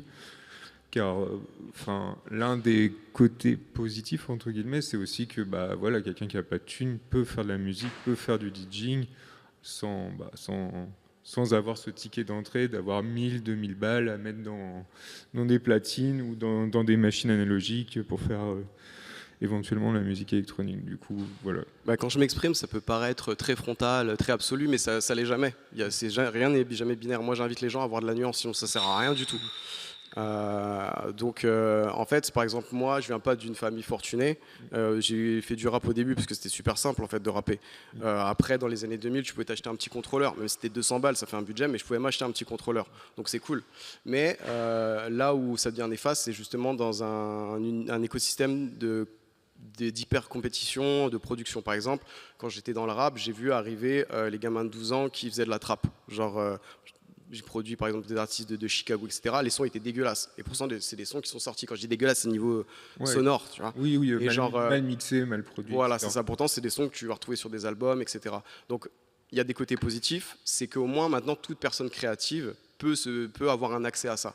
Ouais, après, là où ça devient problématique, c'est de faire comme si on devait en faire un métier. Et c'est normal, on veut tous vivre de sa passion. Mais passion, dans le sens étymologique, veut dire souffrance. Donc, faut penser aussi que ça va pas être une partie de plaisir. Mais donc, c'est ni dans l'absolu, ni négatif, ni positif. Mais donc voilà, au niveau capitaliste écosystème, ça a amené plein de problèmes, des gens qui arrivent et qui maintenant en 2 secondes deviennent DJ ou quoi que ce soit et qui veulent prendre le spotlight et qui sont pas forcément là pour les bonnes raisons. Et comme tu le dis, au moins maintenant on peut tous kiffer. Et, si demain je veux faire de la photo, je peux plus facilement avoir accès à tout le matériel aussi. Il y a ça. Il y a un autre point que j'aimerais évoquer, c'est le rapport aux nouveaux réseaux sociaux, on va dire Insta et TikTok. Dans ce rapport-là à l'hyper vitesse, entre guillemets, c'est vraiment cette sensation de la prédominance des contenus extrêmement courts, et notamment via TikTok, où ça encourage du contenu musical un maximum catchy, entre guillemets, ce qui peut être, notamment vis-à-vis de la techno, un véritable problème, je pense. Et donc, comment réinvestir aussi collectivement ces plateformes, ces plateformes pour... alors, il y a que le Bing TV ici présent, j'ai vu, qui participe un peu à réinvestir, mais je pense qu'il y a un vrai enjeu pour la scène de la musique électronique. C'est même global en fait, parce que le truc de la durée des morceaux, c'est aussi dû aux plateformes de streaming. C'est de catcher l'auditeur dès le départ pour pas qu'il skip et que tu puisses compter ça pour un stream. Après, pour la musique, on sait que beaucoup de découvertes musicales se fait notamment via les réseaux sociaux. Et ce qui est problématique avec les réseaux sociaux, c'est même pas juste que pour la musique, c'est aussi qu'on rentre en compétition tous les uns les autres en soumettant du contenu gratuitement. Et donc, par exemple, même quand tu parles des médias, le problème, c'est qu'on perd de plus en plus. On a vu avec le Covid que les médias en ont pris un coup. Maintenant, tout le monde devient un média, tout le monde devient... Donc, en fait, dans l'industrie culturelle en général, c'est que, pour moi, de toute façon, on ne peut pas changer le système, on ne peut pas le changer de l'intérieur. Il faut sortir du système pour essayer de le changer. Ça, c'est mon point de vue. Mais en fait, il faut dealer avec. Et ça va être de plus en plus compliqué parce que maintenant, l'avenir... des réseaux sociaux, ça va être du contenu qui va être pas assisté par l'intelligence artificielle, mais en fait avec des agents AI. Tout le monde va se servir de ça pour pouvoir produire les trucs beaucoup plus vite. On remarque qu'on a Suno dans la musique qui permet par exemple de produire des morceaux très rapidement. Il y a déjà des gens qui le font. Parfois tu écoutes des playlists sur des sons sur YouTube, des playlists blues, et tu dis à un bout d'un moment mais attends, cette personne n'existe pas. Donc en fait on rentre dans un monde où avant on se plaignait qu'il y avait de plus en plus de nouveaux compétiteurs, et maintenant en fait on aura même des compétiteurs invisibles. Donc les plateformes, c'est un sujet en soi, mais c'est juste un bordel si je résume ça comme ça. Tatiana, tu voulais dire quelque chose ? Je vais le structurer dans ma tête et puis je le dirai après. Ok. D'accord. Alors, vas-y. Je vais bien faire passer le micro devant. En tout cas, sur cette question, effectivement, de la prolifération là, de morceaux AI et que faire un peu d'Internet. Il y a toute une théorie qui à la base était une théorie conspirationniste et qui est plus ou moins en train de devenir crédible sur l'enshitification, la merdification d'Internet en général. Si vous n'en avez jamais entendu parler, eh bien, écoutez, c'est un terme que je trouve assez à propos pour décrire une partie, en tout cas, de comment la culture en ligne a évolué ces dernières années. Et il y a un Trax Arte qui a été produit dessus et qui est assez intéressant. Et je n'ai pas d'autres réponses à apporter, mais c'est une piste pour continuer à réfléchir. La question suivante. Bonsoir, merci pour le partage. Moi, j'avais une question du coup à vous tous. Je pense que si vous êtes là sur cette scène, c'est que quand même on peut dire que vous avez en quelque sorte réussi. Est-ce que vous-même, vous arrivez à vous dire ok, j'estime que maintenant j'ai quand même atteint un certain niveau de succès, de n'importe quelle forme que vous le définissez ou quoi. Est-ce que du coup vous arrivez à vous dire je suis arrivé peut-être au bout du chemin, est-ce que j'ai encore besoin de courir encore plus vite, de justement jouer le jeu et d'aller encore plus loin que vous êtes déjà où vous êtes aujourd'hui?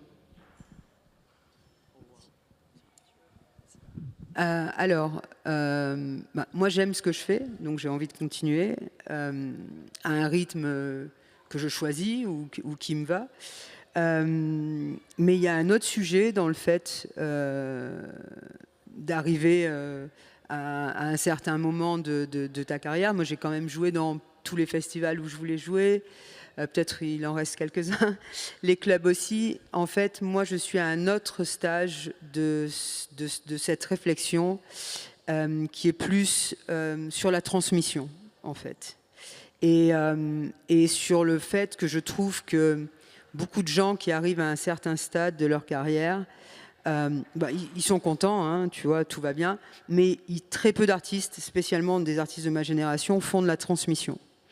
Et quand je vois que les clubs ferment, que certains festivals sont en difficulté, que c'est difficile aussi pour certains artistes émergents, je suis en train de réfléchir à un projet pour qu'il y ait plus de transmission, en fait. Donc voilà, je ne sais pas si ça répond à ta question, mais... Un peu. En fait, on court dans un autre chemin, du coup. Merci. La notion de réussite, elle est pas évidente à définir, c'est sûr. Pour ma part, je pense pas. Mais j'essaie d'être dans le partage. Je pense que c'est un synonyme de transmission, c'est-à-dire essayer de travailler avec d'autres personnes qui font à peu près le même art. Je pense notamment d'autres producteurs, d'autres chanteurs, rappeurs, essayer de rentrer dans la tête l'intimité des artistes, parce que c'est hyper jouissif en fait. C'est presque comme une relation amoureuse, je dirais, de tisser des liens comme ça avec quelqu'un que tu connais pas, juste par votre musique, c'est hyper doux. Donc je suis plutôt dans ça en ce moment, et moins au devant de la scène, parce que j'avoue, moi la scène ça me terrorise un peu en ce moment. J'adore y être, mais j'adore y être quand j'ai des trucs à dire. Et pour l'instant c'est un peu brouillon dans ma tête. Voilà. Merci. En fait, c'est intéressant que tu utilises le terme de réussir, parce que ça s'insère justement dans une notion de fini. Donc là, on est dans une notion de la carrière mais dans un niveau capitaliste. Et comme je disais, ta créativité, elle sera jamais finie, ou t'es mort en fait. Ou c'était vraiment un problème pour cope avec tes traumas et t'as résolu tous tes traumas. Donc en fait, c'est comme disait Jen, je pense que c'est différentes étapes. T'as jamais réussi, et c'est pour ça qu'on doit même, en tant qu'artiste, revoir la notion de réussite. La réussite, c'est pas... Peut-être si je suis David Guetta et j'ai son compte en banque, franchement, là, je suis bien.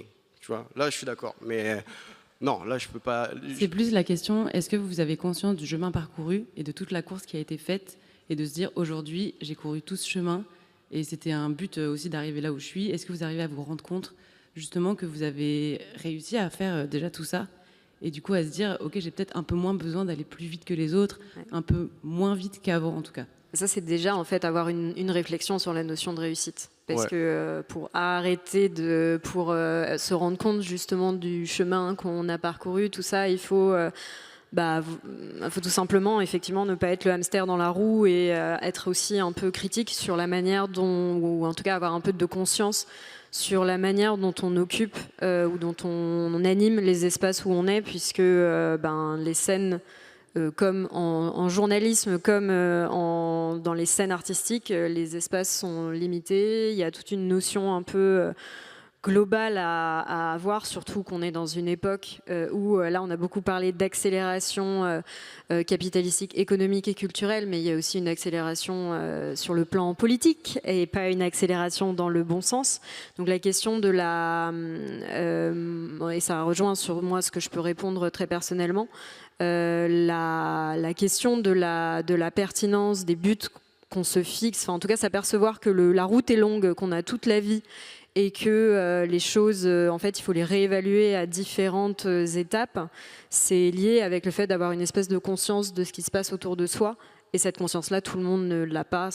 On n'est pas des génies du tout, hein, mais juste si on est là, encore une fois, c'est parce qu'on est réunis dans un certain espace, un certain pan des musiques électroniques qui n'est pas le pan le plus capitaliste. On est imparfait, mais on a quand même envie d'en discuter, versus, je pense, encore une fois, d'autres endroits où effectivement cette notion ne sera pas abordée du tout de la même manière, voire même ne sera pas remise en question. Pour moi, la réussite, je finis, pardon, t'inquiète, rapidement. En tout cas, pour moi, la réussite, à un moment, c'était effectivement j'ai longtemps été un peu insatisfaite de là où j'en étais en journalisme, parce que moi, réussir, ça voulait dire réussir à vivre de ce que je faisais. Or, vivre de ce qu'on fait en tant que créatif, et les journalistes, surtout quand on est proche des sujets culturels, on est sur des sujets de créativité très proches. En fait, c'est hyper dur, et en fait, on est dans une époque où tout a changé versus des modèles d'autres périodes. Donc, moi, j'ai appris à lâcher du lest sur cette question-là. Et en fait, tout en étant quand même à un endroit où justement, je pense qu'en ayant réévalué mes critères avec la réalité, j'estime que j'ai atteint en tout cas ce palier-là de ma vie que je voulais avoir, et je me pose aussi un peu la question de ok, c'est quoi la suite? Mais moi, ouais, j'ai été cette personne qui a dit à mes potes, ouais, à 30 ans, je vais avoir publié un livre et je vais avoir fait un TED Talk. Bon, bah, j'ai pas fait le TED Talk, mais j'en anime, donc ça va, ça compte. Voilà. Et moi, j'aimerais bien le point de vue de Marc, parce que vraiment, le truc d'être artiste ou journaliste, vu que c'était dans la création, c'est très particulier. T'as jamais fini, en fait. T'es toujours une montagne. Mais toi, justement, j'aimerais bien savoir si en t'incorporant dans quelque chose de plus logistique, civil, si justement, est-ce que tu arrives à avoir plus une traçabilité et des jauges qui sont plus précises qu'un artiste, tu vois. Qu'est-ce que t'entends par traçabilité? Genre, tu te dis, ouais, ben regarde, je travaille à la machine, maintenant j'ai mon label, tu vois, c'est plus carriériste dans le sens, je construis, entrepreneurial. C'est beaucoup plus clair qu'un artiste, en fait. Bah, moi, en tout cas, si je dois regarder dans le rétroviseur et analyser mon parcours, moi, c'est un parcours dont je suis très fier, où je peux évoquer ce terme de réussite. Pour parler très clairement, je gagne beaucoup moins bien ma vie qu'il y a 4-5 ans, par exemple. À une époque où j'étais obligé aussi de cumuler des jobs. J'avais la machine en CDI, mais je faisais du freelance à côté. J'ai bossé pour Trax, pour Voodoo, j'en parlais tout à l'heure. J'avais quand même cette nécessité de cumuler pour arriver à un niveau de vie très confortable. Le choix de l'entrepreneuriat et de l'aventure commune qu'on fait à la fois avec les 3 personnes avec qui je travaille, mais aussi avec nos 16 artistes, me nourrit beaucoup plus que cette époque où j'étais plus confortable financièrement. Ça, c'est un point vraiment que... Ouais. Et je suis hyper fier de ce qu'on a réussi aussi à construire, à véhiculer, et je sais que ça me nourrit et que c'était une crainte que j'avais. Je me suis dit là, il va falloir que tu t'habitues à vivre avec moins. Et j'y pensais il n'y a pas longtemps. En plus, c'est drôle, c'est marrant d'en parler maintenant, mais j'ai réalisé il n'y a pas longtemps que j'avais réussi à apprivoiser aussi je vais pas dire ce manque d'argent parce que j'en manque pas, mais j'ai vraiment divisé mes revenus par 2. Et ça m'a fait peur. On a monté l'agence il y a 1 an et demi, et maintenant c'est apprivoisé. Donc ça, en tout cas de mon point de vue d'agent entrepreneur, c'est une réalité. Après, moi, c'est d'un point de vue plus large. Je pense que la question de la réussite et même de la carrière, je crois que c'était le mot qui était dans le titre de la carrière, c'est vraiment, tu l'as dit à plusieurs reprises, il faut démystifier en fait ce qu'est une carrière. Moi, des gens qui me disent je viens de finir mes études d'architecte ou de je ne sais quoi, je plaque tout pour être DJ. Plus grosse erreur. Mais vraiment, il y a un truc il faut... En fait, c'est beau dans les films et dans les livres, la réalité. Moi, j'ai plein d'artistes qui cumulaient encore des artistes intermittents qui faisaient des guichets de théâtre pour avoir le nombre d'heures nécessaires. Mais parce que conscience aussi. Quand on veut développer... Là, on parle beaucoup du DJing, mais moi, j'ai des projets, c'est des projets de live. Quand tu as un projet de live et que tu es à 2 ou à 3 sur scène, mais en fait, le cachet, il n'est pas plus important parce que il est plus ou moins calculé à ta notoriété, au nombre de tickets que tu vas vendre et à ce que les gens sont prêts à payer pour t'inviter, t'inviter à te produire. Donc à un moment, si dans ce cachet, on va dire 1000 €, tu dois en plus rentrer les transports de ton ingé son, le coût de ton ingé son, la location de backline parce que le promoteur ne le prend pas tout ça fait que la réalité, à la fin, il reste rien. Donc vivre de son art, c'est quelque chose qui met longtemps à s'installer, même si on a on va dire des chimères de gens qui, oui, il y a un track, il y a une carrière qui se développe avec ce track-là. C'est un parmi des centaines de milliers. Puis souvent, quand tu fouilles, il y a d'autres choses derrière. Et souvent, il y a d'autres choses derrière. Souvent, tu es dans un pays aussi plus propice où tout peut aller plus vite. Je pense à l'Angleterre versus la France. Enfin, nous, c'était en termes de structuration des musiques électroniques. Jusqu'à il y a 5 ans, je parlais à plein d'artistes électroniques qui n'étaient pas inscrits à la SACEM et qui produisaient des morceaux et qui ne comprenaient pas pourquoi ils ne touchaient pas d'argent de la SACEM. Donc, soyez créatifs et mettez l'art au centre de vos vies. Mais ne soyez pas totalement dépendant de cet art-là parce que ça peut ne jamais marcher. Vos potes peuvent vous dire c'est chambé ce que tu fais. Et bien peut-être que la majorité des gens soit n'auront pas accès à votre art, soit trouveront que c'est pas ouf. Et ça fait partie de la vie. Mais faire attention avec ce mythe un peu parce que c'est une chimère et c'est ce qu'on nous vend maintenant, mais c'est pas la réalité. Et même des artistes qui sont là depuis longtemps avec qui moi je travaille, en fait ils galèrent aussi. Ils galèrent pour toutes les raisons que vous avez citées. Donc, c'est hyper dur et ça prend un temps énorme en fait. Moi, quand je me suis lancée dans ça, je n'imaginais pas tout ce que j'allais devoir faire. Et ce temps, et ce qui s'étire à l'infini, personne ne m'avait dit ça. Mais bon, après, tu le fais parce que tu es engagé dedans et parce que tu es l'idée par tes envies, tes émotions. Mais c'est vrai que c'est très important de dire que moi, toutes les personnes que je rencontre, elles ont au moins minimum 10 ans d'expérience. J'ai l'impression que c'est le minimum requis pour commencer à avoir un statut un peu de plus confirmé et avoir des cachets qui te permettent de vivre. En fait, c'est hyper long. En fait, c'est hyper long à développer, c'est hyper long à mettre en place, c'est hyper long. Il faut créer tout un tas faut monter des choses pour avoir 1,5 centime. Il y a beaucoup de concurrence. Les promoteurs en face sont pas forcément sont pas tous bienveillants. Par contre, je trouve que la concurrence a du bon, et notamment les réseaux sociaux. Je trouve que dans tout ce bazar, il y a du bon quand même, que tu peux attraper comme ça en vol, qui passe de temps en temps sur Instagram. Il y a toute la mouvance des petits de Brésil qui ont 12-13 ans et qui te font des tracks de drift funk incroyables que moi, j'aurais jamais découvert si je zonais pas sur mes réels. Et c'est un univers de fou. C'est carrément, ils ont créé un style musical qui sont à eux, quoi. Et les gamins, ils ont 14 ans. Donc, il y a du bon quand même à apprendre dans ça, dans TikTok, Instagram et dans les trends, etc. Et essayer de voir qu'est-ce qui se passe dans le moment. Je pense que chaque génération doit vivre avec son temps aussi. Moi, TikTok, c'est pas ma génération. Donc, j'accepte que les plus jeunes utilisent aussi ce canal-là pour s'exprimer, malgré les contraintes qu'ils ont. Je trouve que ça pousse plutôt les gens à être bons, en fait, être bons dans ce qu'ils font, être bons producteurs. Comment, en tant que producteur, tu fais un track de 1 minute qui accroche? Je trouve que c'est des bons challenges au final, et ça nous pousse tous à repousser les limites, en fait. Moi, je voulais juste dire un truc par rapport à ta question, c'est que avec 32 ans de carrière, quand je regarde en arrière, si tu parlais du chemin parcouru, il y a des fois où je me dis ok, cool, mais il y a aussi plein de fois où je doute et je me dis non, mais j'aurais pas dû faire ça comme ça, ou j'aurais dû faire ça comme ça, et en fait, ou je devrais faire ça maintenant, tu vois, et en fait, quelque part, ça, et c'est pas l'aspect financier, c'est la façon personnelle de te développer. Ça fait que je reste curieux et que je reste ouvert. Et pour moi, ce doute, en fait, quand tu regardes en arrière, de douter, c'est quelque chose qui est vraiment important. Donc moi, je pense qu'il faut douter quand tu es artiste. Jamie, vas-y. Et ouais, un peu pour rejoindre Jen et puis Marc aussi. Genre, par exemple, moi, je touche pas à l'intermittence. Donc moi, je suis switché à la musique électronique au Canada. Je suis revenu ici. Je suis pas dans le game de ce qui se passe là. Donc je fais mon hustle à côté, etc.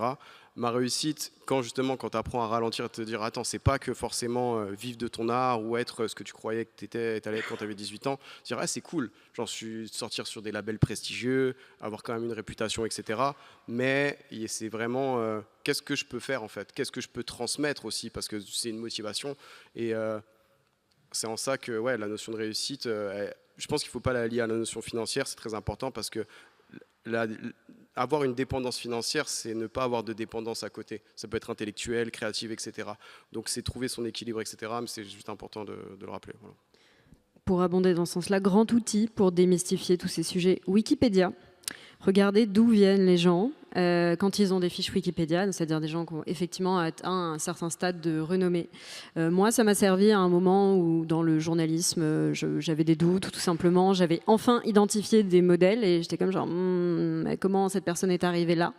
Déjà, on peut avoir des surprises sur les parcours des gens et qui peuvent justement aider à apaiser ou à cultiver des bons doutes, mais aussi, à certains endroits, à se rappeler que la sociologie rentre en ligne de compte sur comment on arrive à durer dans les métiers créatifs. On a esquivé le sujet parce qu'il y avait plein de choses qui sont venues dans la discussion, mais le sujet des Nepo Babies, c'est pas un hasard si ça a été un sujet si ça a été un sujet qui a généré beaucoup de discussions ces dernières années et que ça a été très peu traité jusque très tardivement en France. La question de la classe sociale, c'est pourtant effectivement fondamental pour savoir qui a réellement les moyens de réussir à persister dans nos milieux. Et après, voilà, il y a des choses à aborder avec une certaine subtilité. Tout ne s'explique pas par nécessairement d'où vient quand on est du vaste. La classe moyenne, c'est assez vaste par définition. Donc le haut, le bas, c'est pas les mêmes enjeux, mais il n'empêche que quand on arrive à identifier d'où viennent les gens, parfois on a aussi une manière de relativiser sur ce avec quoi on est parti, soit.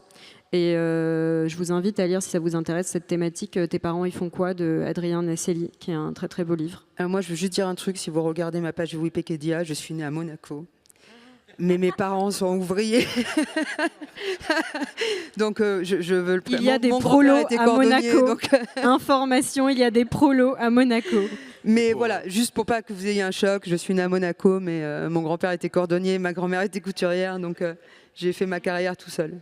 Et pour rebondir sur ce que tu disais, Apolline, il y avait une étude qui était sortie, je crois que c'était en 2018, qui expliquait que plus de 50% des personnes du monde de l'art en France venaient de la classe bourgeoise, moins de 30% de la classe ouvrière. Et en fait, il y a aussi un rapport à l'argent. Quand on est dans des milieux où on ne sait pas gérer l'argent, c'est pour ça que je parle de vendre des chaussettes ou quoi que ce soit. Quand on ne sait pas gérer l'argent, quand on vit toujours dans la peur de perdre sa place, on n'avance pas avec aisance en fait. Et c'est pour ça que c'est vrai que le truc de Wikipédia, de regarder, tiens, cette personne vient de là, c'est parce que pour elle, c'est naturel de demander, c'est naturel de pouvoir...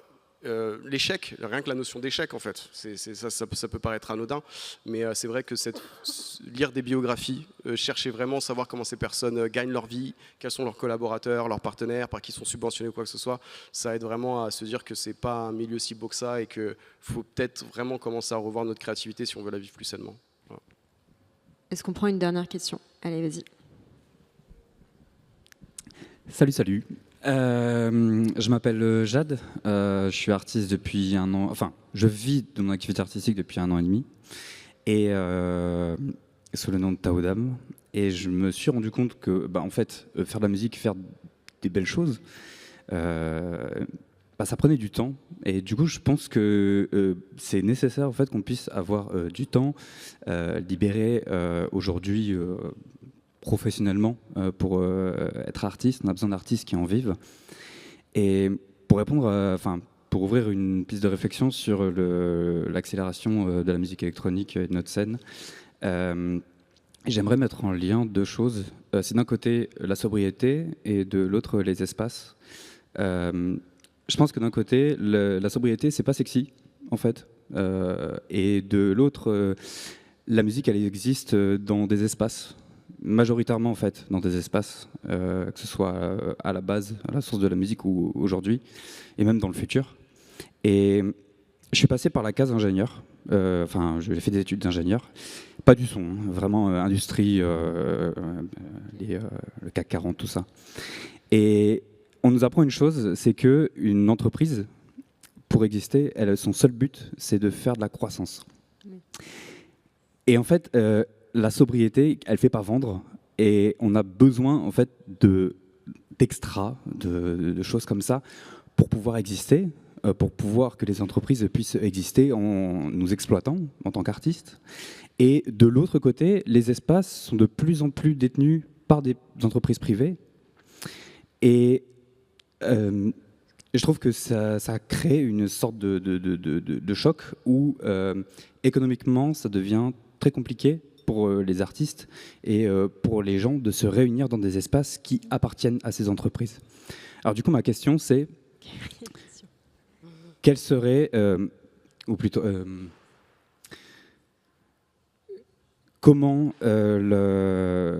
quelle place pour la sobriété dans nos métiers d'artistes, et comment les espaces privés, selon vous, empêchent cette sobriété ou pas? Moi, j'ai besoin que tu définisses sobriété, parce que j'ai l'impression que tu parles de sobriété capitalistique ou sobriété vis-à-vis des drogues. J'arrive pas à comprendre. Alors, je parle pas de sobriété, du coup, je bois pas d'alcool ou je prends pas de drogue. C'est plus sobriété comme opposition à extravagance, l'extra, ce qui est incroyable, comme le rythme de vie superstar, une entreprise qui marche super bien, la réussite. On a abordé la question de la réussite. Tu parles de vendre ça, je sais pas si quelqu'un a compris, parce que c'est pas assez clair pour moi.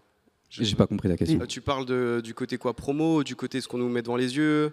C'est ça quand tu dis la sobriété, c'est pas sexy?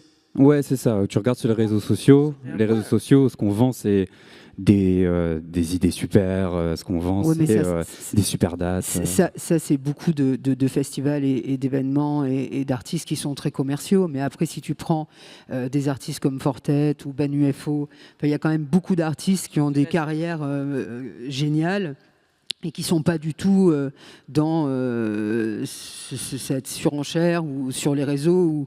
Je ne suis pas sûr de ton analyse, en fait. Moi, je rencontre beaucoup de gens, beaucoup d'artistes qui ne sont pas... En fait, toi, tu parles de l'EDM ou de choses... parce que je pense dans les gens qui sont réunis ici, si on parle de festivals comme, je ne sais pas, Deck Mantle ou ces artistes qui ont choisi ce genre de carrière, comme je parlais de, par exemple, Elena Hoff ou Ben UFO, ou ce genre de profil, ou Call Super, on n'est pas du tout dans ça. On est dans un truc assez élégant, de sobriété. Donc j'ai du mal. Est-ce que tu peux essayer d'identifier ce dont tu... Qui n'est pas sobre pour toi, enfin, En fait, donne un exemple. Je vois que en fait, les lieux ont des objectifs financiers à tenir et que ces lieux, du coup, c'est du foncier, quoi. En fait, c'est des lieux qui appartiennent à des propriétaires. Les clubs, les lieux culturels, etc.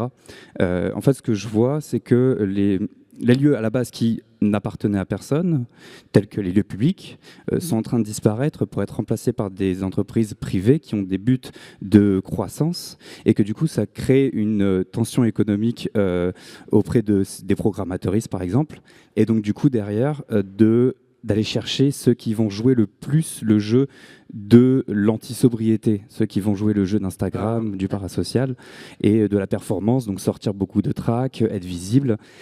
Et je trouve que du coup, on ne peut plus garder cette sobriété dans ces lieux-là. Ce que tu décris, c'est les coûts budgétaires de la culture. Ouais, pas tout à fait. Je pense que c'est la pression, en tout cas, oui, il y a une pression, en tout cas, sur le foncier, entre les lieux où il peut y avoir une certaine, ce qu'on peut dire alternatif, ou des lieux qui sont des lieux où il peut y avoir de l'expérimentation, de l'émergence, qui, oui, sont soumis à une pression, alors une explosion des coûts, ça aussi, ça fait quand même partie des choses post-Covid qui sont une vraie réalité, et ce pourquoi il y a de moins en moins d'espaces alternatifs, et où il y a des logiques effectivement de promoteurs immobiliers qui font que les endroits qu'on nous market comme alternatifs sont quand même dans une optique effectivement d'une certaine rentabilité. Il y a des choses qui bougent à cet endroit-là.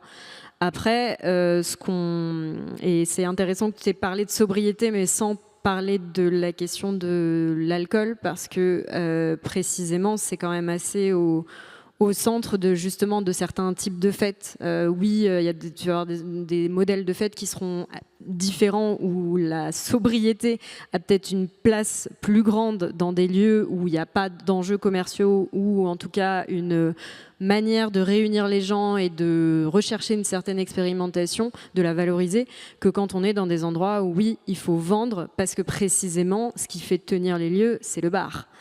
Donc ça répond pas tout à fait à ta question. Je suis pas tout à fait sûre qu'on arrive à mettre le doigt sur le truc. Mais en fait, moi, il y avait un lien avec ce qui a été dit au début quand on parlait de représentation, par exemple, d'hommes blancs. En fait, tu es dans un business. Par exemple, ton business, au début, il y a peu de gens qui le connaissent. Mais du moment où ça commence à s'intégrer dans l'industrie de masse, justement, là, il faut vendre ton truc. Et on est quand même dans une société qui se fascise de plus en plus, où les lieux, justement, doivent être détenus au niveau culturel ou autre. On parle de culture, mais entre parenthèses. Et pour aller sur ta question après, comment refaire ces espaces, en fait, c'est penser justement à créer des espaces plus petits. Ce ne sera pas forcément sexy, ce sera de faire ça entre potes, etc. Et je cite beaucoup Kwame Ture qui disait que la mobilisation sans l'organisation ne dure pas dans le temps. Donc tout le monde veut que ça change, tout le monde, etc. Mais personne ne fait rien. Donc en fait, c'est un moment, c'est dans quel milieu tu veux être en fait, et tu peux faire ça avec tes potes dans ton appart, etc. Ça va être cool. T'es pas forcément. Moi, comme j'ai du mal à identifier ce que tu veux dire par lieu ou grand groupe, en fait, là, on voit très bien qu'il y a des grands groupes, on les connaît tous, qui ont pris des lieux institutionnels et ils programment des choses. Ça peut paraître négatif, mais à l'heure actuelle, moi, je constate juste que comme eux, ils font de l'image. Ce qu'ils proposent en programmation, des fois, c'est vraiment pointu, en fait. Tu vois, et là, on rentre dans la question de, en tant qu'artiste, est-ce que tu acceptes de travailler avec ces groupes ou non. Et moi, c'est mon avis personnel, hein. Je pense que tant que la façon dont tu t'exprimes, elle est respectée et qu'on ne te colle pas de règles, en fait, c'est de l'argent à prendre et c'est de l'argent qui est plus donné par l'État, c'est de l'argent qui est plus donné par la culture et il faut le prendre. Si ça, c'est ce dont tu parlais. Mais moi, je ne vois pas ça comme de la vulgarisation. Eux, ils veulent faire de l'image. Nous, on veut jouer. Donc, c'est une tractation qui est obligatoire.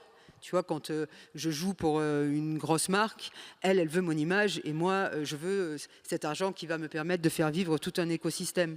Mais après, voilà, j'ai du mal à identifier, puisque tu ne donnes pas d'exemple, de quel lieu exactement tu parles. Si tu parles juste de clubs qui sont rachetés ou de festivals qui sont rachetés et dont toute la programmation change, ou si tu parles de gros groupes financiers qui investissent dans la culture.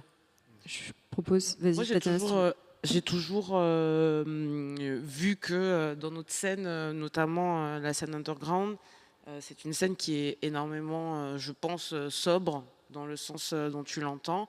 Les artistes, quand tu vois tous les festivals, PEF, Dead Mental, Dremolen, en fait, pour moi, c'est vraiment on a un peu mis à nu l'essence qui est la musique.